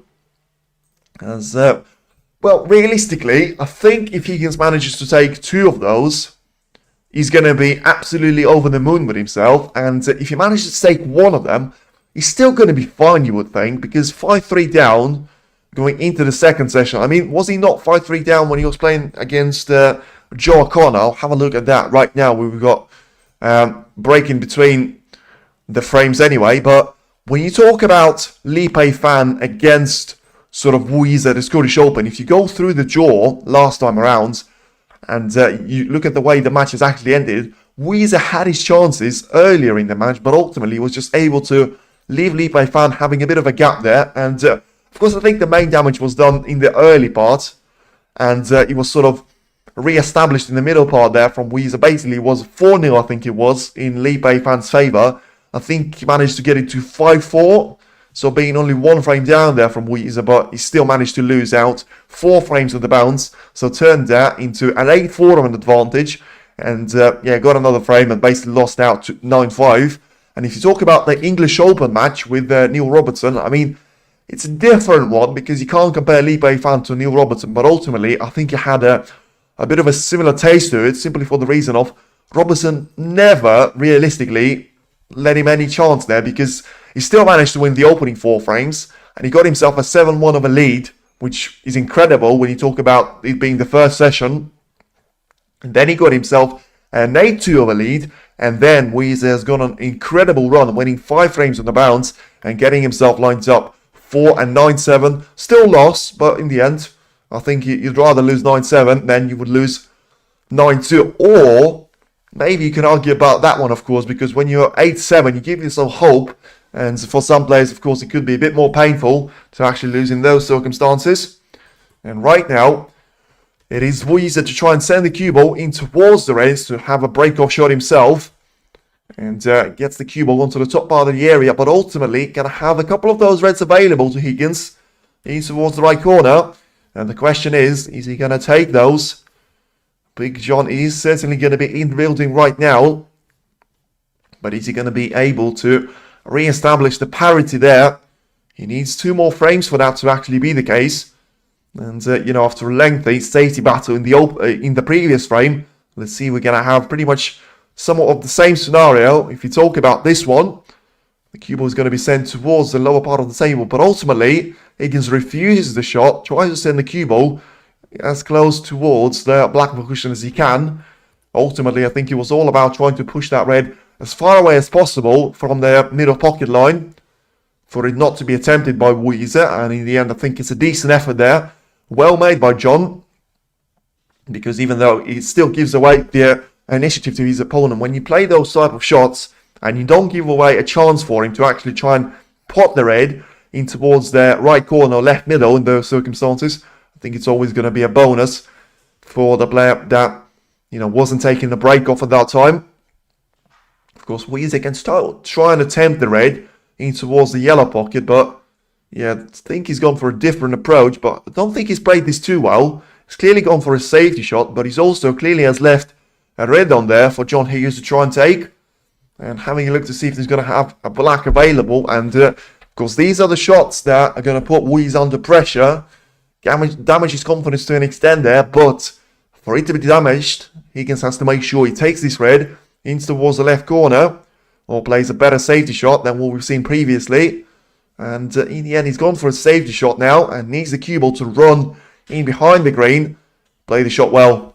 Play the shot well, we would see, because I think Yize is not going to be able to get through to those reds, which is going to mean the fact that Higgins managed to escape there, or has he? Yize is having a good look at this one, which is always a sign that it's touch and go. But more times than not, players seem to go for these shots. And of course, there was a chance there for Higgins to get himself re-established as a leading force in the safety battle. And if it is going to be a long red attempted, is he going to be made there by Yize? Yes, he will. Once again, I think his long shots have been absolutely incredible. And the stats for that certainly must be on top of his game out there. And once again, a perfect chance now to re-establish his lead back to 3 frames. With, of course, 5-2 being a better scoreline there for him than it was when he was 4 frames to 1. Because it just allows you to be that frame closer to the winning glory. And ultimately, as I say, it's quite a contrast there. If you talk about Lee Pei-Fan and Neil Robertson matches, when he lost out 4 of the opening 4 frames, he managed to win 4 of the opening 5 frames at this stage. And now he'll be trying to make sure he's going to be able to do that 5 times out of the opening 7 frames. And that way, he's going to establish himself a nice and comfortable lead against John Higgins, which is going to put the Wizard of Wishaw in all sorts of trouble, you would think. Long way to go, of course, in this break. And has to make sure it's the one that actually makes it happen there for Yize. Takes the red nicely there. Cannons a couple of more into the open play. So I think he's going to have 4 or 5 reds available there to himself as he tries to accelerate the black in towards the right corner of the table. And once again, had a nice little angle on the previous shot to get the cue ball set up on those reds. So 3 blacks, 3 reds taken. And doesn't seem to show any signs of slowing down just yet. As I say, having those 4 more reds available before he has to take any sort of action with the main bunch of reds is going to mean that he can accelerate himself off into the distance quite early. Therefore, put himself into a comfortable position of having sort of a 50-point advantage in comparison to his opponent, which at this stage of the final, especially with the way it has gone in the previous 6 frames, could be very important indeed there. If you look at the history in between those previous 6 frames being played, with still me saying that whoever gets a break of more than 20 points, you would think, is just going to be able to edge it over their opponent. I mean, that was a risky shot for Yize to play, but in the end, he could not have played it any better. So if you take those risks, you have to make sure you take them in the perfect manner for yourself. And he just managed to get 4 more reds into play to add on maybe 3 more that he had available to him on the previous occasion. And right now, just going to focus on trying to eliminate all of those ones in towards the right corner of the table. Gets himself lined up for the pink to try and play in towards the left middle. And of course, has to be cautious with the fact of where the pink is actually going to have to be re-spotted here if he is to take this one in towards the middle. And I mean, all the 5 spots apart from the pink, of course, are taken by their respective colours. So it's going to be the task for the referee to try and re-establish the pink, but there seems to be the fact of if it's going back on the spot quite nicely, that's not going to be the problem for Yize at this stage. But he hasn't played the perfect shot in terms of trying to cannon the red in towards the sort of the cue ball line for the left middle. And I think he's going to try and attempt to go for a plant in towards the left corner, which does seem to be going straight in the pocket, but still has to make sure he nails the positional play on the pink in the next shot. And he hasn't managed to do it. These could be problems now for Yize because he's got a red available that he's managed to take on, but now which colour does he have to go for? I mean, is he going to be blue to try and take in towards the right middle? He was looking at the black previously, but seems to go for the blue right now and has to play this one with a bit of power and manages to roll the blue in. But in the end, I did say he had to play with power as he played with enough power to actually get himself lined up for the left corner. Doesn't seem to be that way just with the naked eye. Just about can get past the pink and still and put himself on the red in towards the left corner to make sure that the break is not going to be over just yet. And he's going to have at least one more chance there of trying to re-establish himself in the prime position. Once again, straight into the heart of the pocket it goes. And domination performance from Yize just seems to take another massive step forward there for himself. As he was always going to be very unlucky there, and always, well, to be fair, probably would have had only himself to blame if he didn't establish a lead going into the second session. And now he's probably about sort of 15 points away from doing that. So 3 reds and 2 colours combination, I think is certainly going to get him over the line. With it being 83 points on the table as it stands, and 53 points in between himself and his opponent. And as I say, I think from this position he'll be disappointed if he doesn't make a total clearance. But for now, has to focus on taking all of these reds and blacks one at a time. And 60 points. He's now scored there for him already, all of those on the current break. And of course, if you add the 83 that are still available there to him, you could see that he only lost out on 4 points there out of a potential 147 break, playing the pink on a couple of those occasions, and playing the blue twice out there, with it being the second time that he's got himself lined up on the blue in towards the left middle. So, I mean, if he manages to take the cue ball in towards the black ball cushion and tries to get that one cannoned with a bit of power, he get himself lined up for the red in towards the right middle or the right corner. Depends what his actual preference is going to be. But ultimately, he's only 2 reds away now, and 2 shots away, I should say, a red and a colour away, from making it a 5-2 of a gap, and a guarantee, of course, to go in towards the second session whilst having a lead of some sort out there, whether it's going to be a lead of 5 frames to 3 or 6 frames to 2 is yet to be established, but it certainly is going to be a lead of some sort. 67 is the gap, 67 on the table, paying for another frame, and it is flawless Wu and brilliant Yize out there. John Higgins can't really look back on any mistakes that he's made in this encounter, because it was just pure moments of brilliance that got Yize a majority of the 5 frames that he managed to take. And the fact that, you know, Higgins managed to take 2 frames away from him with the way that his opponent has been playing probably has to be an achievement in itself.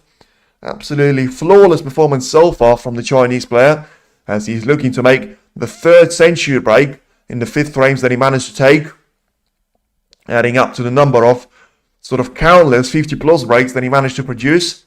Now the break of 80 points there to himself, and paying to be cannoned towards the right corner.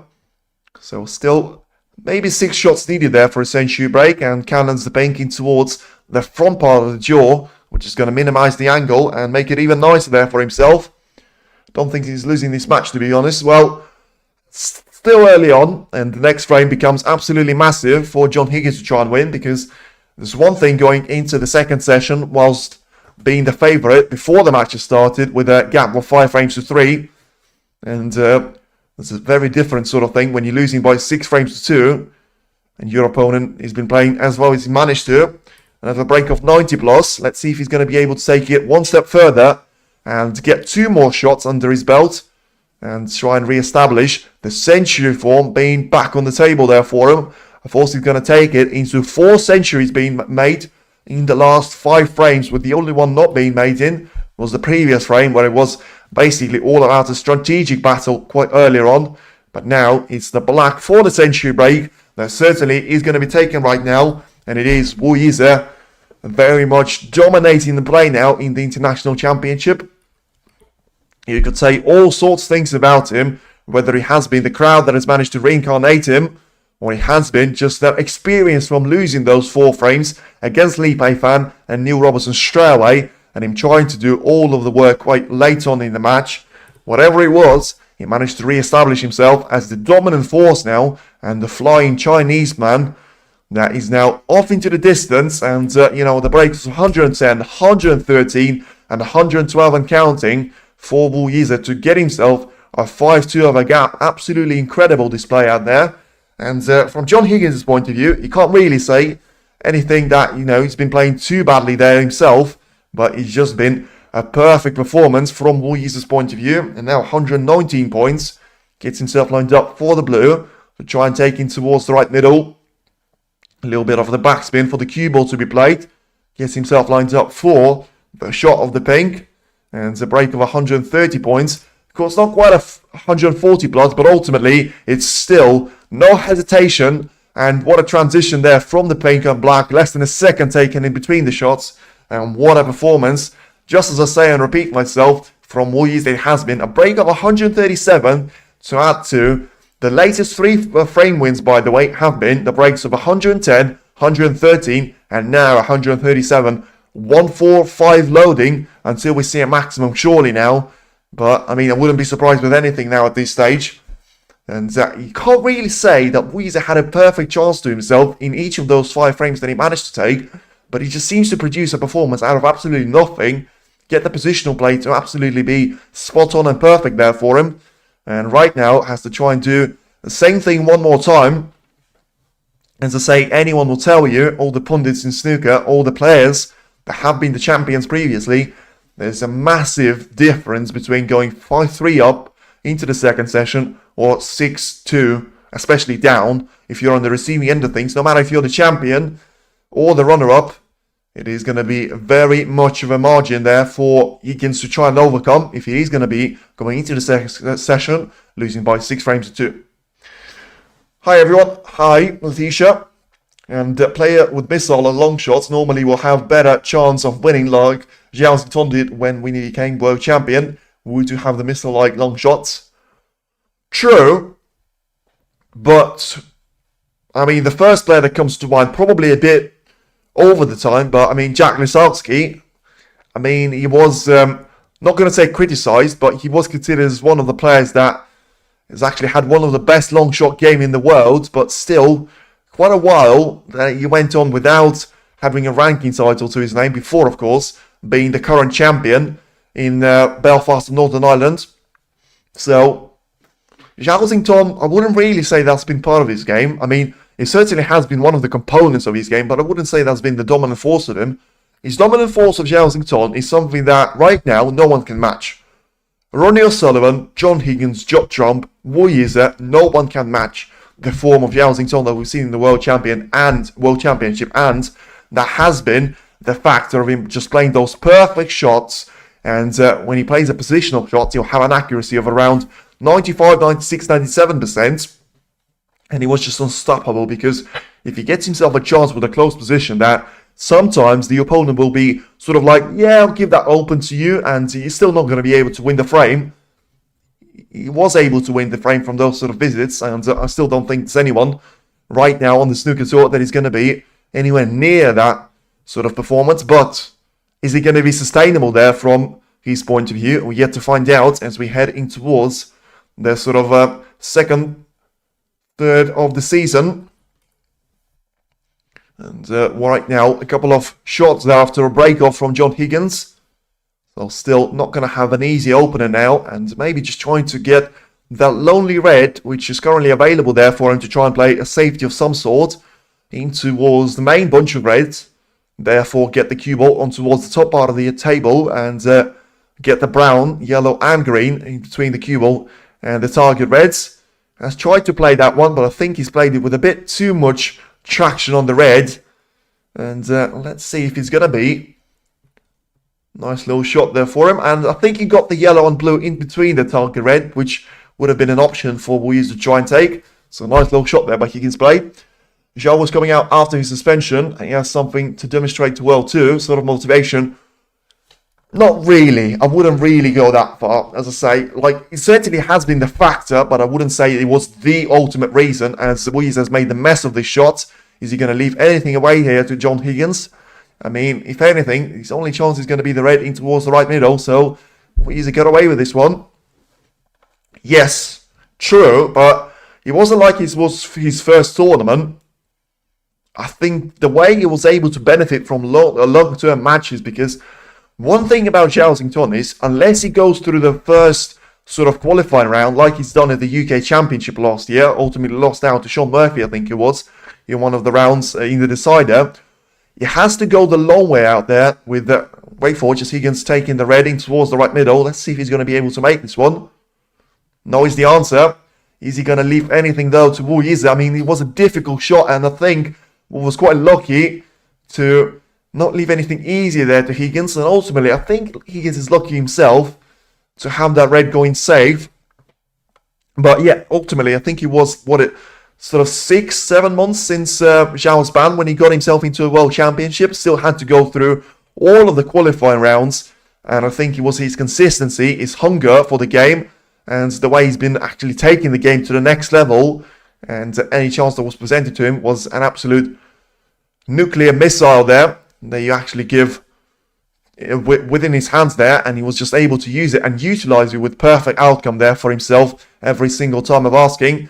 Not for Yize though, and it could be a very costly mistake once again. I mean, he's gone for the shot, which was basically the one that was either going to spread the reds perfectly there and get himself onto a colour and a frame-winning position. In the end, it looks like he's going to be given away here to John Higgins, but ultimately, is he going to be a frame-winning position? Because the reds are spread out quite nicely, but the pink is out of the game. The black is on towards its own cushion. The blue has gone onto the top part of the table, and realistically, the thing that you have to do is try and get either pink or black on towards the pink spot and try and make the majority of your break out of those two colours. And, let's see if he's going to be able to get all the traction on the cue ball to try and get it in behind the ball colours. Or in the end, is he just going to try and commit for playing for the black in towards the left corner? It does seem to be the case. But I think there's going to be a disaster there for Higgins because he's left the red there for left corner, obviously for him to try and play in the next shot. But ultimately, as he's unable to get through to the black, how is he going to play a safety shot, which is going to guarantee him the fact of not leaving this red available to Yize? It's going to be very fascinating to find out. But I don't think it is going to be fascinating from John Higgins' point of view. He has to make sure the shot is either perfect or he's going to be out and back to his seat for a recent amount of time, you would think. So try and play. What was he going to take the brown out of the game and try and have blue and a couple of more reds in the way of that red? I don't think he's played the shot well at all. I think he's going to have cushion available for Yize anyway. And right now, he's going to have this red available to take in towards the left corner. Let's have a look to see if the line is there for him to try and send the cue ball in towards either a couple of more of those reds or maybe just try and send it off the left-hand rail.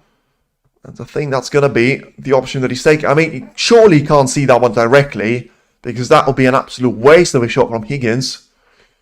Surely he has to hit it at least with a plant. And he did.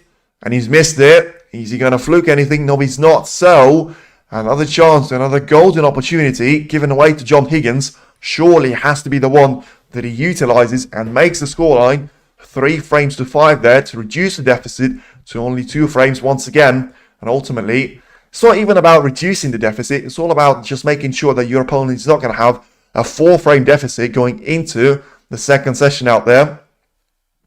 Because I think if the scoreline was 6-3 or something, he can't afford to sort of lose the opening frame, maybe. But it's not going to be the case if he's going to be 6-2 down. And not play the shot, not play the good shot at all. He managed to hammer the red home, but got himself into all sorts of trouble in terms of the positional play. Maybe he'll have the brown in the middle, but I can't really think of him taking any of those shots on. And with the face expression that he's got on his face, probably confirms that. I mean, green taken in towards the left corner is going to be an absolute suicide shot, but that's probably the best chance of him actually potting the red after this shot. And, is he going to go for the brown? I mean, he nearly did. He cannoned the yellow in towards the brown, send that one towards the middle. And ultimately, I mean, 2 golden opportunities given away to John Higgins, but only 2 points scored out of 2 of them. And, of course, that will give even more confidence boost to Yize, because when your opponent gets 2 chances, I mean, he's very unlikely to get 3 chances in the bounce unless you're playing a horrible safety game, which probably doesn't have to be said about Yize with the way he's managed to play this match so far. And right now, Higgins acknowledges the shot that was played previously by Wu right now. And, realistically, he can't really get access to the lower part of the table. I mean, that red is actually inviting him to try and take it in towards the right middle. But ultimately, unless he plays that one power, he's going to be another risk for a single point. being scored, and he's just looking to see and get the cue ball towards the right-hand rail. Or is he going to try and attempt this red in towards the right middle? I mean, it's played a bit of a nothing shot to me, because he's going to leave a red available to Yize in the left corner. I mean, he clearly feels like that was his best possible chance, but as I say, if you can't really see a safety shot, maybe he's just going to have to play the cue ball in towards that red to try and actually pot it, because that way, if you do pot it, you're going to get yourself a chance of continuing the break. But right now, it does seem like he's just thrown him an easy fish to try and catch, and not even get wet himself. And certainly not going to be the case now, because Yize is going to manage to take this red away to the left corner, and a brilliant shot once again, well taken by the Chinese player, which was, of course, is going to be trying to get himself into the top 20 for the first time in his career, as he's looking to get into the top 16 ahead of the Masters, which, I mean, marginally just about has got a little bit of time there, but ultimately, of course, he ain't going to feature in the Riyadh season or the Champion of Champions. So that is his last chance there to get himself a nice little draw of the UK Championship, and therefore maybe, just maybe, get himself into the Masters if he is to make the top 16 quite soon. Well, basically at the UK Championship, because it's going to boost his chances massively if he is to claim that 175,000 worth of ranking points and prize money to his name. And for that, he needs 5 more frames to go his way.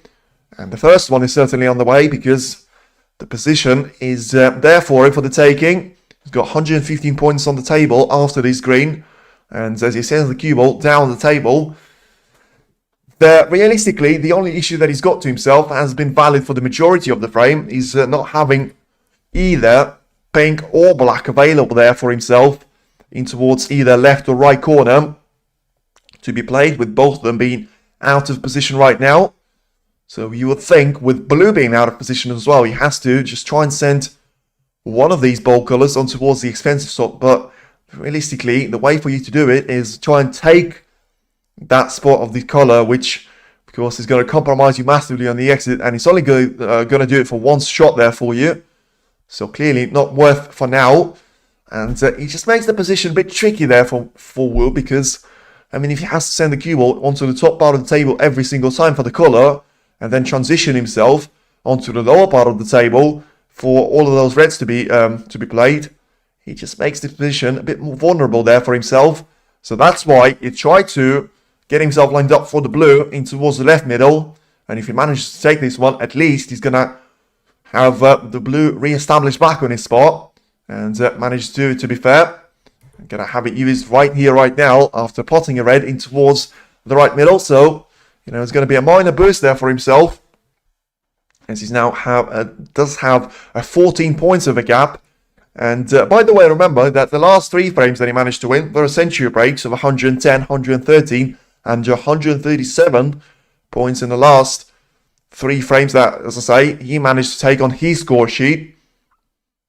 John Higgins, well, his first frame was a century break. His second one wasn't quite that, with a breaks of, I think it was 58 points, being his highest one at that time.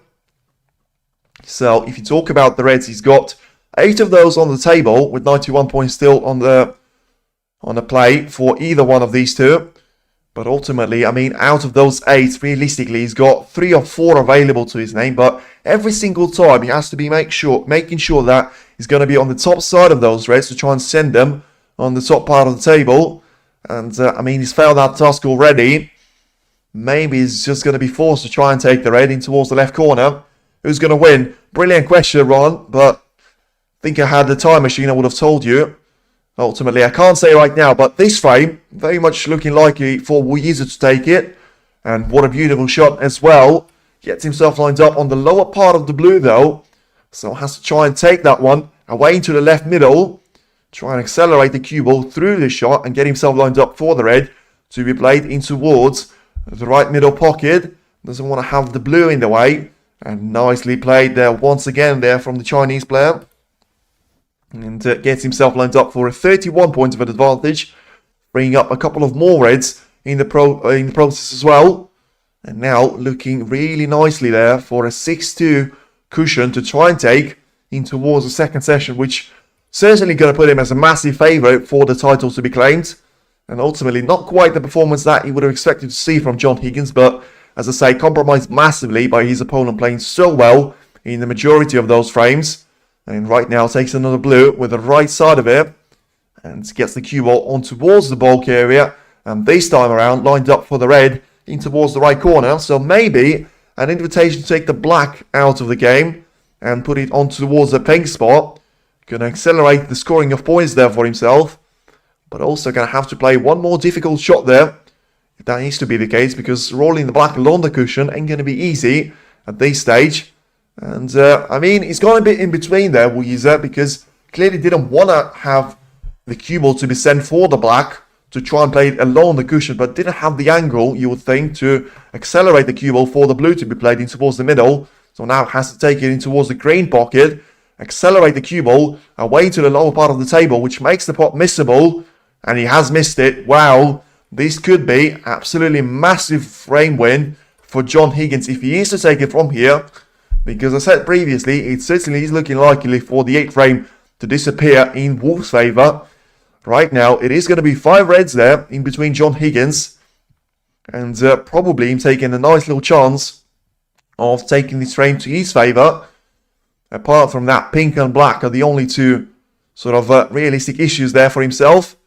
And yeah, I think, not too sure what he was actually playing there, to be fair, because he ran himself completely out of position, and he's going to make it 3 reds and 3 points scored there in this frame. So 3 golden chances, and all 3 of them haven't been taken at all. And ultimately at this stage, can't really afford to do that one more time, because he's 37 points down. And even though he will take the pink into available spot, it's not really going to be worth there for an attempt of having such a nice chance there to himself.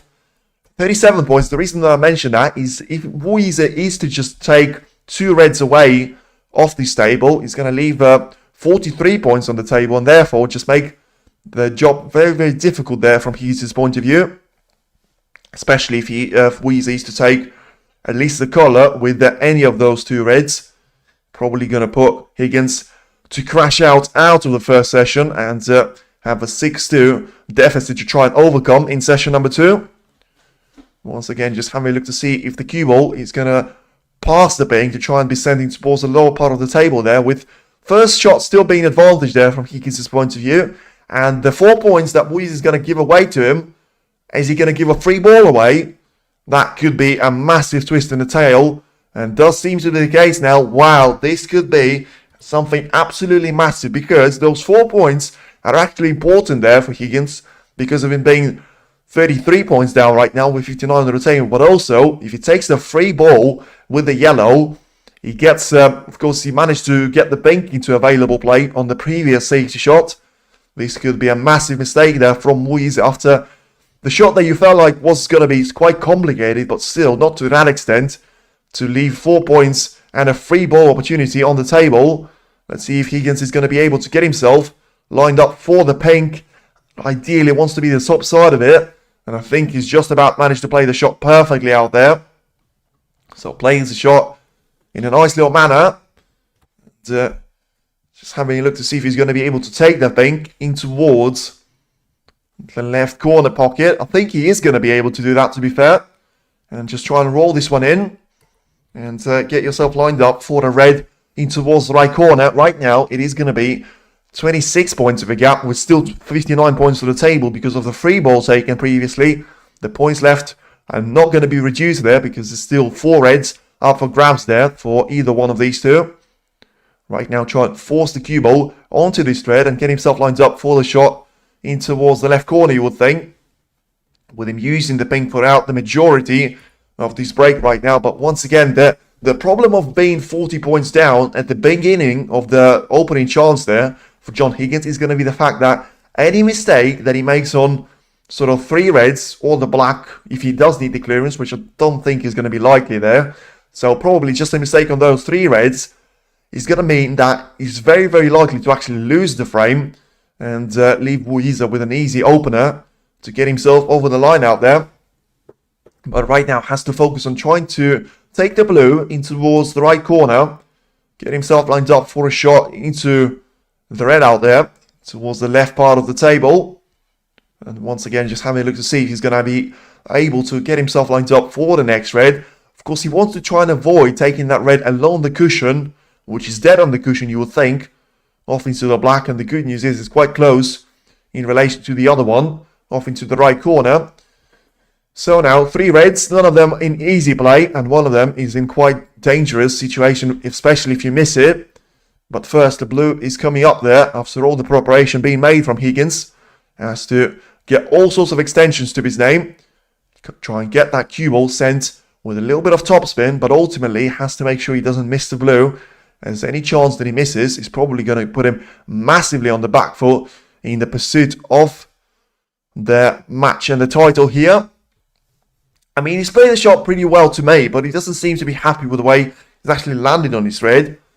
Maybe he was just being scared of him actually being straight on the shot, which doesn't seem to me like he is straight.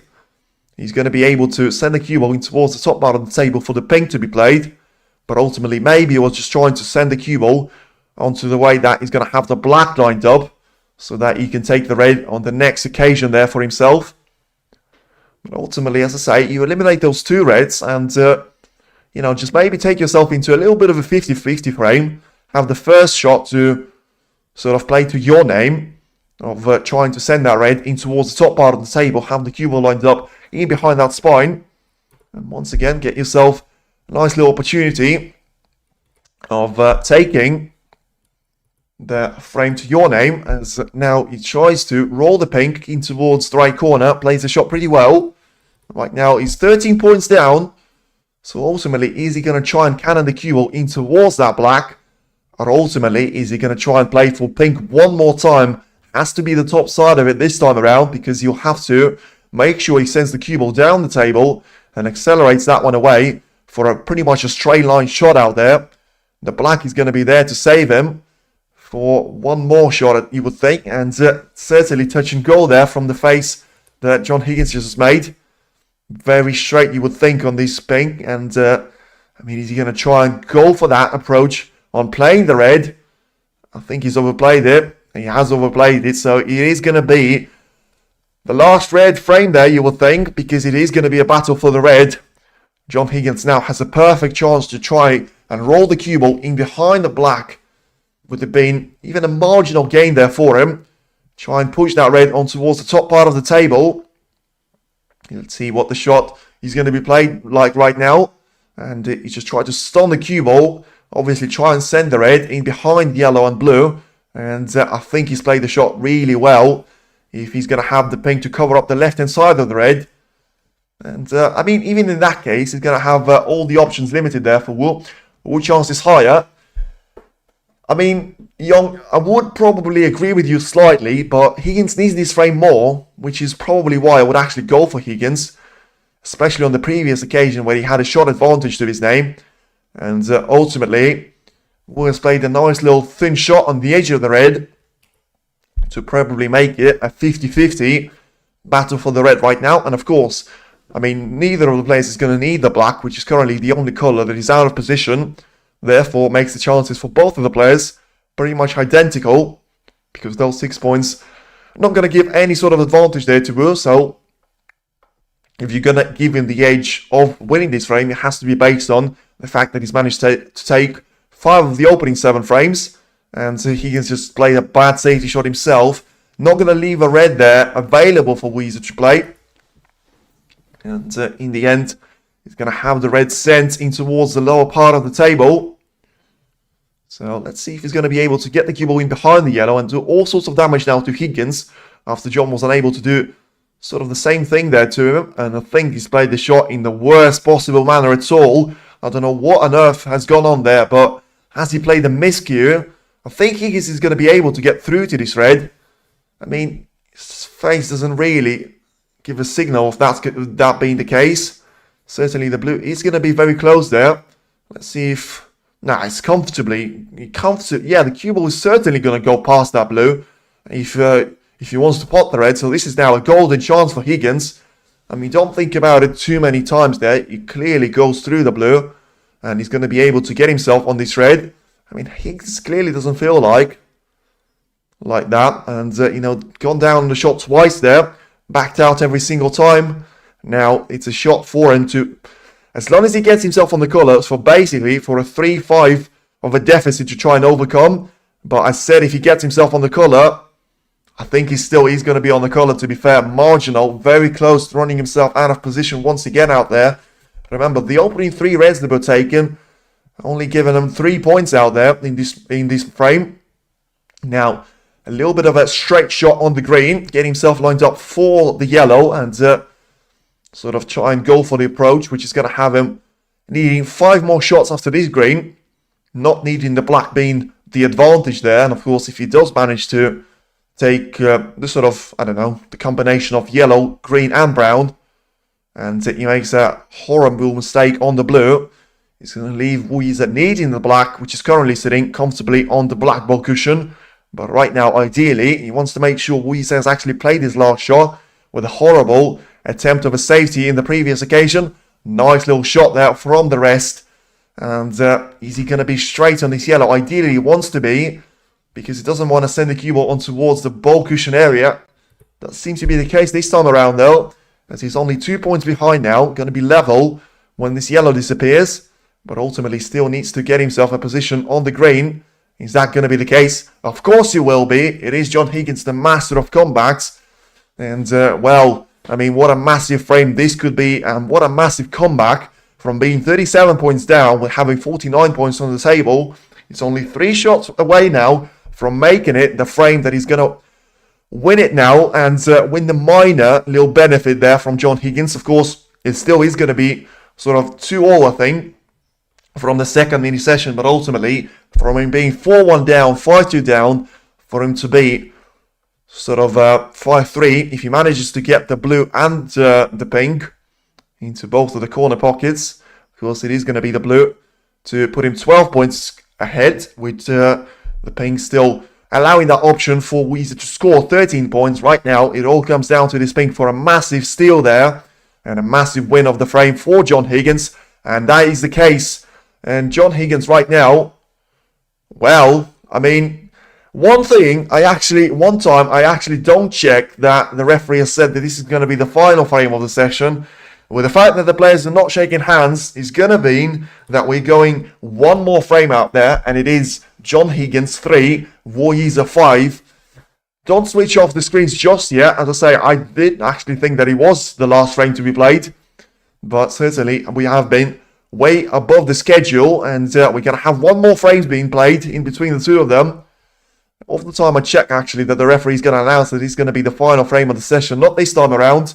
And it is one more frame being played in between Higgins and Wu. And now what a massive frame this turns into for a 4-5 of a gap in favour of Yize, or 6-3 for him to go into the second session. 6-3 is still going to be very handy for him indeed, but the fact that Higgins has got a chance to get this one to a single frame of a deficit is going to be absolutely massive there for him. Is it 5 frames? Is it 9 frames in this session? Peter, that's exactly the question that I would have been asking, but the answer is yes. So apologies that I didn't let you know about that one earlier. Completely my mistake, but as I say, we'll move on, and at least we established that one now. We're going to have one more frame being played in between these two wonderful players that have certainly put on a great show for the fans, for the neutrals, and for the fans of respective each of one of those two. And of course, even though it is very unlikely for it to go in 10 frames, I will just check that the referee is going to announce that this is going to be the last frame of the session. So learn on your mistakes. The reds have been re-established, so the pink to go above them, and the cue ball to be put for Yize to break off now for the 9th frame. China players that are coming out of a factory conveyor belt. That 14-year-old one, certainly one player to watch in next week. The fact that he's managed to have a decider against Sean Murphy is absolutely incredible. I know what you're talking about. He had a qualifying round against Murphy that wasn't even shown as a score sheet because it was played in the other arena, in the other venue. It wasn't even shown on the WSD play out there. The fact that he's managed to take it with a 5-4 of a gap to Murphy. I think Murphy was leading by 3 frames to nil, and he managed to level things up to 3-all. Players from China, and it is last frame of the session, so referee confirming that. But the fact that the Chinese players are certainly being and playing the game the way they do it just makes you wonder for the sport. Is he going to be taken over by the majority of the Chinese players in the top world ranking seats? But if they're going to play in the way they currently do, I mean, I'm all for it. I'm absolutely all for it. And nice little break-off shot there by Yize. And as I say, players certainly would have been aware of that, of this one more frame being played in between the two of them. So it's never going to be all about that sort of a 6-2 of a gap for Yize to try and take into the second session. It would have been 7-2 or 6-3.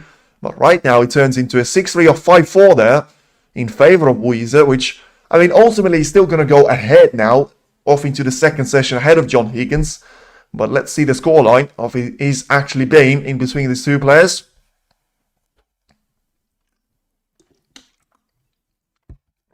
So, try and take the red now in towards the left middle for Yize's point of view.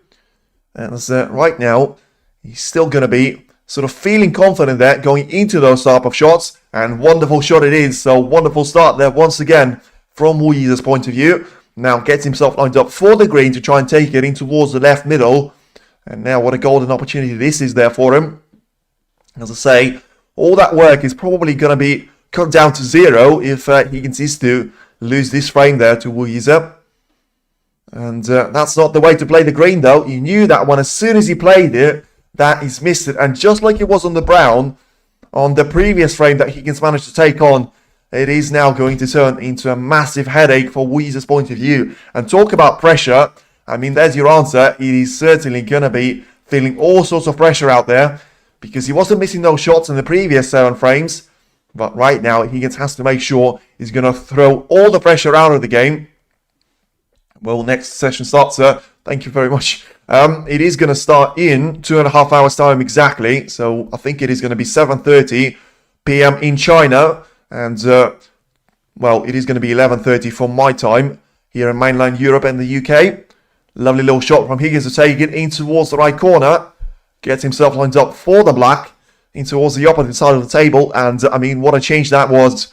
What a lovely little pot that was, of course, from Yize to try and take the red in towards the left middle. Got himself lined up perfectly on the green, but didn't manage to take that one. And all of a sudden, the position is very much within the grasp of John Higgins right now, as he tries to re-establish himself as the man on the mission, winning 2 frames on the bounce for the first time, of course, since the match has started. Of course, there was a period where he managed to lose the opening 2 frames, and of course, that basically was the thing that actually gave Yize that chance to just control the match and just trade frames there ever since with Higgins, because you have to feel like when he won 2-1 down, he won 3-1 up.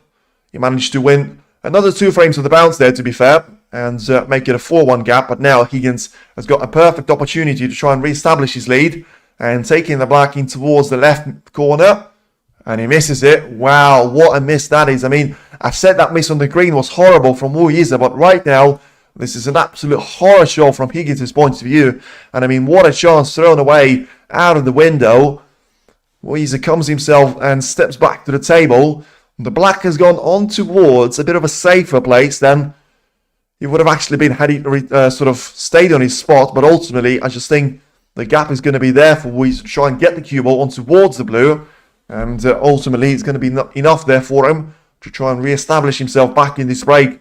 And what a chance missed there by Yize to start with.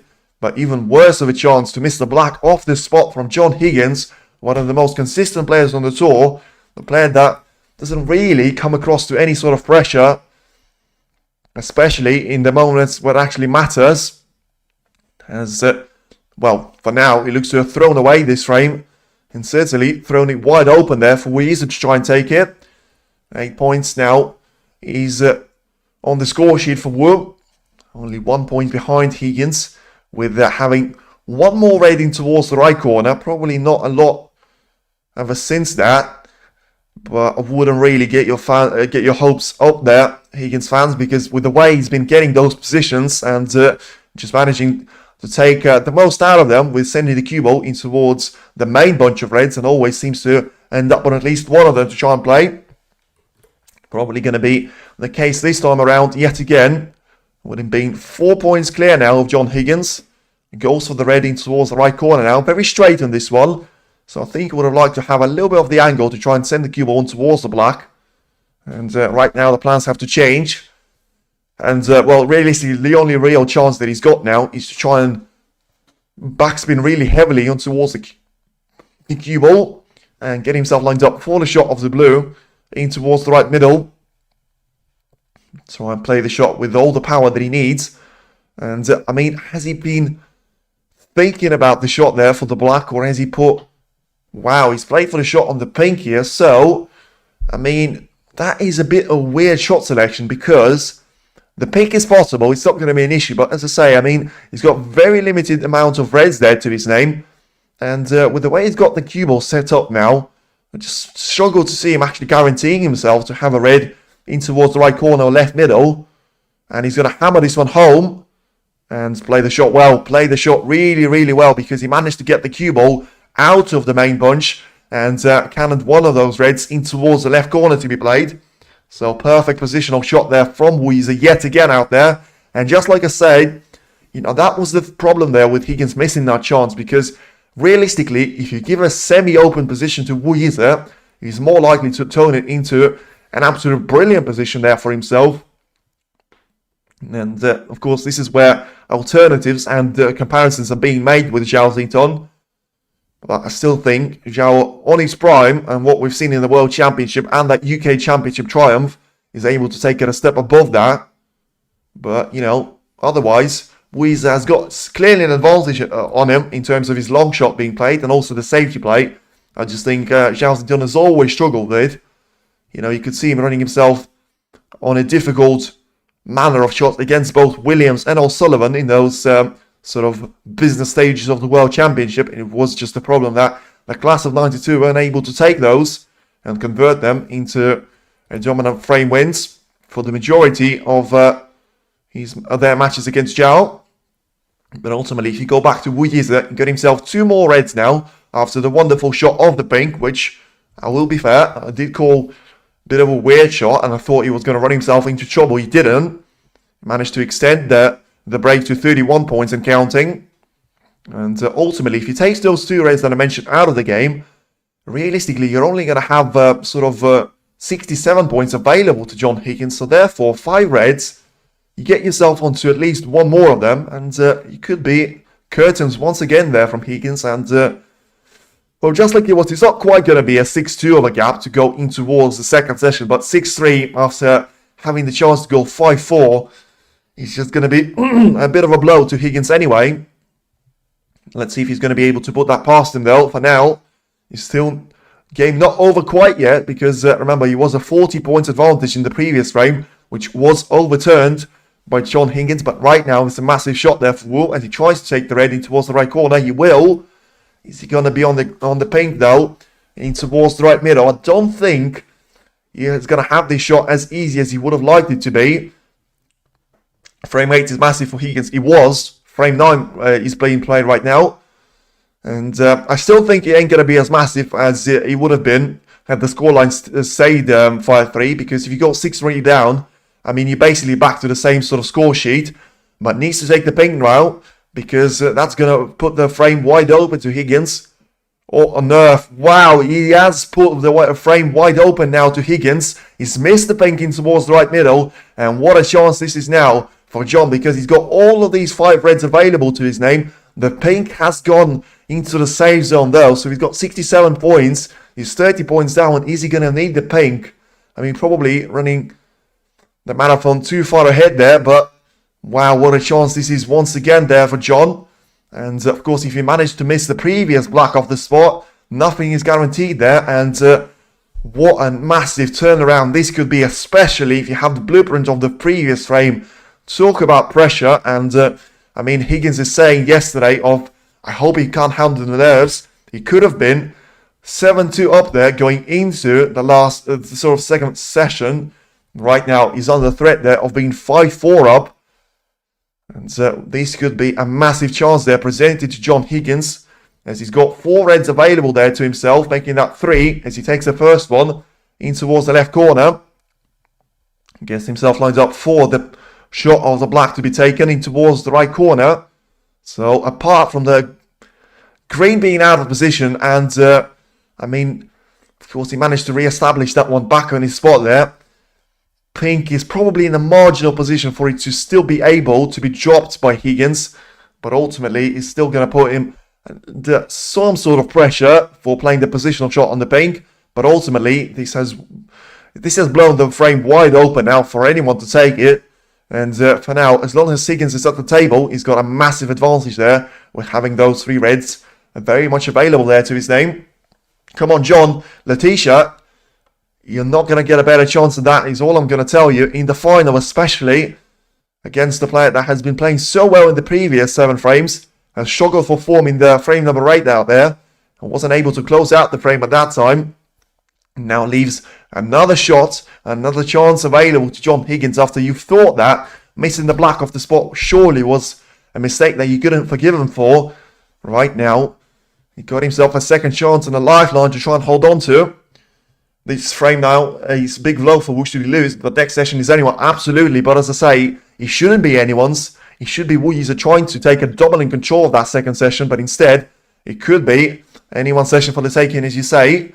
Higgins gets himself lined up for the red with a bit more of the angle than he would have liked to see, but still not going to matter at this stage. And ultimately, with my calculations being done in the head right now, I don't think he's going to need the pink. I think the blue is going to be the frame ball there for him, so that is going to be absolutely massive. Although, I mean, he has just played the cue ball on for the blue in towards the right middle, so doesn't really need to be losing those points.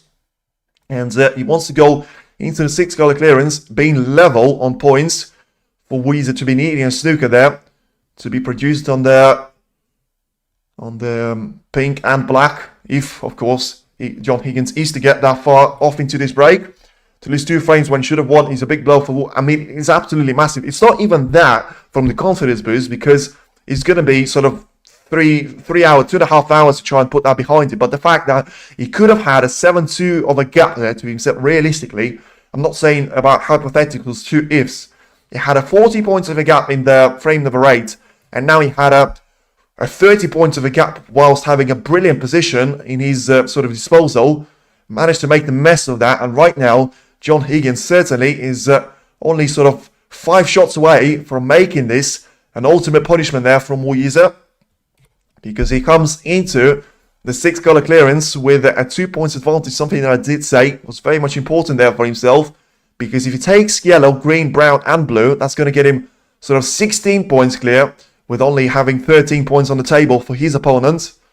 And of course, getting a snooker on the pink is pretty much a mission impossible there for you.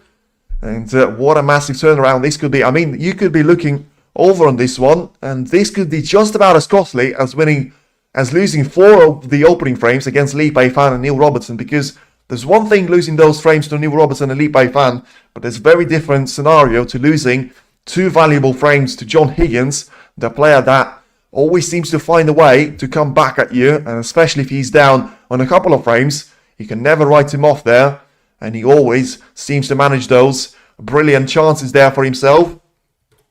Gets himself on the frame ball, which certainly is going to be very, very important now for him, to take it from a potential 7-2 frame deficit to a 5-4 of a deficit for his opponent. What a massive session this has been. What a beautiful session this has been. I mean, very rarely you see 9 frames being played in an 8 frame session out there. But ultimately, it is going to be... Yeah, I absolutely nearly scared myself out there, because the scoreline from me and for the table was down there. So I thought... I've done my maths wrong, and he hasn't actually got the frame ball in. He has, so he just has to try and roll the pink in towards the green pocket. Ultimately, that one will stay out, so maybe a little bit of a battle still on the pink here for Yize if he wants to try and get his chances on. Looking on the bright side, Yize ahead, and he could have learned and make amends for his mistakes. I don't really think you're going to take it as a lesson, though, because it's the final. Maybe if it's the 2nd or 3rd round, I just think it's going to put him under all sorts of pressure, but ultimately... Technically, this frame is still not over. He needs a snooker now to try and find on the pink. And, well, for now, he has to make sure that the pink is going to stay out for him. And, well, he's playing the shot pretty well, because he got it on the top part of the D out there, and he got the cue ball on towards the lower part of the table. So, as I say, Higgins has to just try and make sure he's going to try and roll the pink on towards the yellow pocket this time around, or try and send it towards the sort of lower part of the table zone for him. and get the cue ball to be stunned and set up for the little shot on towards that ball cushion. And I mean, he's played the shot in the way that I think he was trying to get the ping to stop on the lower part of the table, but in the end, it's actually done more damage there to Yize in terms of how is he going to play an attempt for Snooker to be laid with having the ping so close to the cue ball. Always possible to Snooker with only pink and black on the table, but it's French foot. But remember, Matthew Stevens against Jot Chomp on the previous occasion, I think that was in Wuhan Open, where it was 4-3 of a gap to Stevens, and Chomp has actually managed to lay that Snooker on the black, and Yize has done the same thing here. So what a brilliant shot. I did basically just say that it's pretty much mission impossible for him to try and attempt to get the cue ball on towards the lower part of the table and in behind the black. Now, it's two cushion escape for Higgins, and the pressure could be on there for him. He handles it well, though, and catches the ping quite comfortably. First real effort there from Yize, and he's managed to take it dangerous. In the end, we'll have a couple of more attempts, you would think, to his name. And right now, one is probably coming up now with the cue ball being sent towards the lower part of the table. Two cushion escape in behind the black. But that way, he has to try and sort of get the pink in the open play, which makes it vulnerable for Higgins to try and attempt it. And that's exactly what happens with the cue ball under running for the black. This pink now is going to be able to be taken in towards the sort of green pocket. Fair result so far, given Higgins' experience and tenacity and Wood's form, will practically lead in all the frames. And it is now not going to be a lead in this frame, because John Higgins managed to take a wonderful pink in towards the green pocket to finally get himself over the line. And what a session of snooker we've had. Certainly a taste of what could be yet to come out there in the part number 2. But all of a sudden, the 5-2 gap for Yize's point of view has been turned down on his head. And it is John Higgins 4, Yize 5, going into frame number 10, which is going to happen in just over 2 hours out there. What a match it has been already for us to witness. And what a performance there from both players. 4-5 as that certainly. And it is a fair result. Brilliant summary there from Peter, to be fair, because you take the first 2 frames and you take the last 2 frames, and all of a sudden you have to say that it probably has been a fair result, because Yize has been playing better, no doubt about it. He could have had a 6-3 gap, certainly. He could have had a 7-2 gap potentially there to his name, but ultimately Higgins managed to come back at him with an ultimate performance and brilliant clearances in frames number 8 and 9. He was trailing by 30 points and 33 points in both of those occasions. Managed to come back, and boy did he come back with a bang out there. Right, a little bit of an overview, which if you're going to bother about it, thank you very much. The opening 2 frames, you have to say, very close for the 2 of them. Match on, certainly. Yize managed to take both of them. Feels like a significant point right now, because if you didn't take 2 of those frames, you would have been down going into the second session. And by the way, don't take this as a negative. He has played brilliantly in the majority part of the session, and he's still going to be marginally ahead of the second session going into that match with John Higgins. The problem that he had against Lee Pei Fan and Neil Robertson, that he always left it a bit too late there for himself, losing 4 frames of the opening 4 out of those occasions. He managed to win. Nice goal for the next session. Absolutely, Letitia. He managed to win 4 of the opening 5 frames out now. And, of course, that gave him that little bit of a cushion to try and take that lead and try and take a commanding performance against Higgins. But if you talk about the opening 2 frames, Higgins was a bit of a concerning sign there for me, because I thought that him going for those a bit of reckless long shots, him missing those couple of reds in the opening frame, which realistically was his best chance in the opening 3 frames. And Yize managed to take a break of, I think it was 86 points at that time. And by the way, in terms of the high-scoring frame, you couldn't really, a high-scoring match, you couldn't really have hope for anything better out there, because if you talk about 4 centuries being made in the opening 9 frames, I mean, that is absolutely brilliant, because if you talk about the break of 101 from John Higgins in frame number 3, you talk about the break of sort of 86 in the opening frame, therefore Yize a century break, so 110, 113, 137 from Yize's point of view has certainly been brilliant performance there for himself. You know, sort of, that realistically was the only 50 plus break that we've seen of John Higgins, but apart from that, we've still seen some brilliant play there from Higgins, and the fact that he's going to go into the second session trailing by a single frame is certainly going to be a huge advantage. But it was very important for him to win that third frame with a century break. It was a nice little break. Got 135 points to 0 in the end, which you felt like ahead of the intermission, if he takes one more frame, he could put himself back in the equation for the match straight away. Wasn't quite the case, with a brilliant century being produced by Yize in frame number 4 that takes us into the intermission, and a 3-1 lead there for the Chinese player. After the intermission, back with a brilliant century break of 113 points at that time. And all of a sudden, you have to say, Higgins losing both of those frames, 4 and 5 to 0, and basically having 230 points without any sort of answer. 4-1, you feel like there could be a struggle there for Higgins to try and come back. But he managed to do it with a good performance there. In the end, I think it was 2 times that he needed to have a 67 win to 19 points in frame number 6. Managed to take that one and cut the gap down to 4 frames to 2. And what does Yize do? He responds with a brilliant century break once again of 137 points. And that was another turning point. The opening 2 frames have been important, but so have been the frames number 8 and 9. Because you go into those 2 with a gap of 5 frames to 3. 5 frames to 2, I should say. And with you having to play 2 more frames, and I think he knew that one at that stage because the referee would have said that it was the final frame of the session. Therefore, you have yourself to try and win at least one of those frames to get yourself a nice little 6-3 on advantage, which is going to try and make it in the second session now. But it was 2 scrappy frames. It was far from pretty, but in the end, he managed to take both of them there from Higgins' point of view. And the gap was there for it was 30 points and frame number 8, and it was 33 points at frame number 9. But ultimately, the second one was a bit bigger miss there, because missing that pinking towards the right middle, running himself out of position on the previous shot, I just think he's done all the damage there to him, and Higgins managing to have a wonderful little break that ultimately got him the win in another frame out there. So, winning frames number 8 and 9 was certainly a big factor there in Higgins' campaign, and now he is going to be challenging for this title. He's 34th in his career, or is it going to be the maiden ranking event title for Yize? We're yet to find out in just over 2 hours. Feel free to tune in on the second session being played. That's when the main action is going to be, and that's when we're going to know on which one of those 2 fantastic players is actually going to be crowned as the International Championship champion out there. Thank you very much for sticking with me, and thanks for all your contribution in the chat, or just for anyone watching. Feel free to tune in for the second session. We'll be back with more action out there. Thank you very much, and speak to you soon. Take care.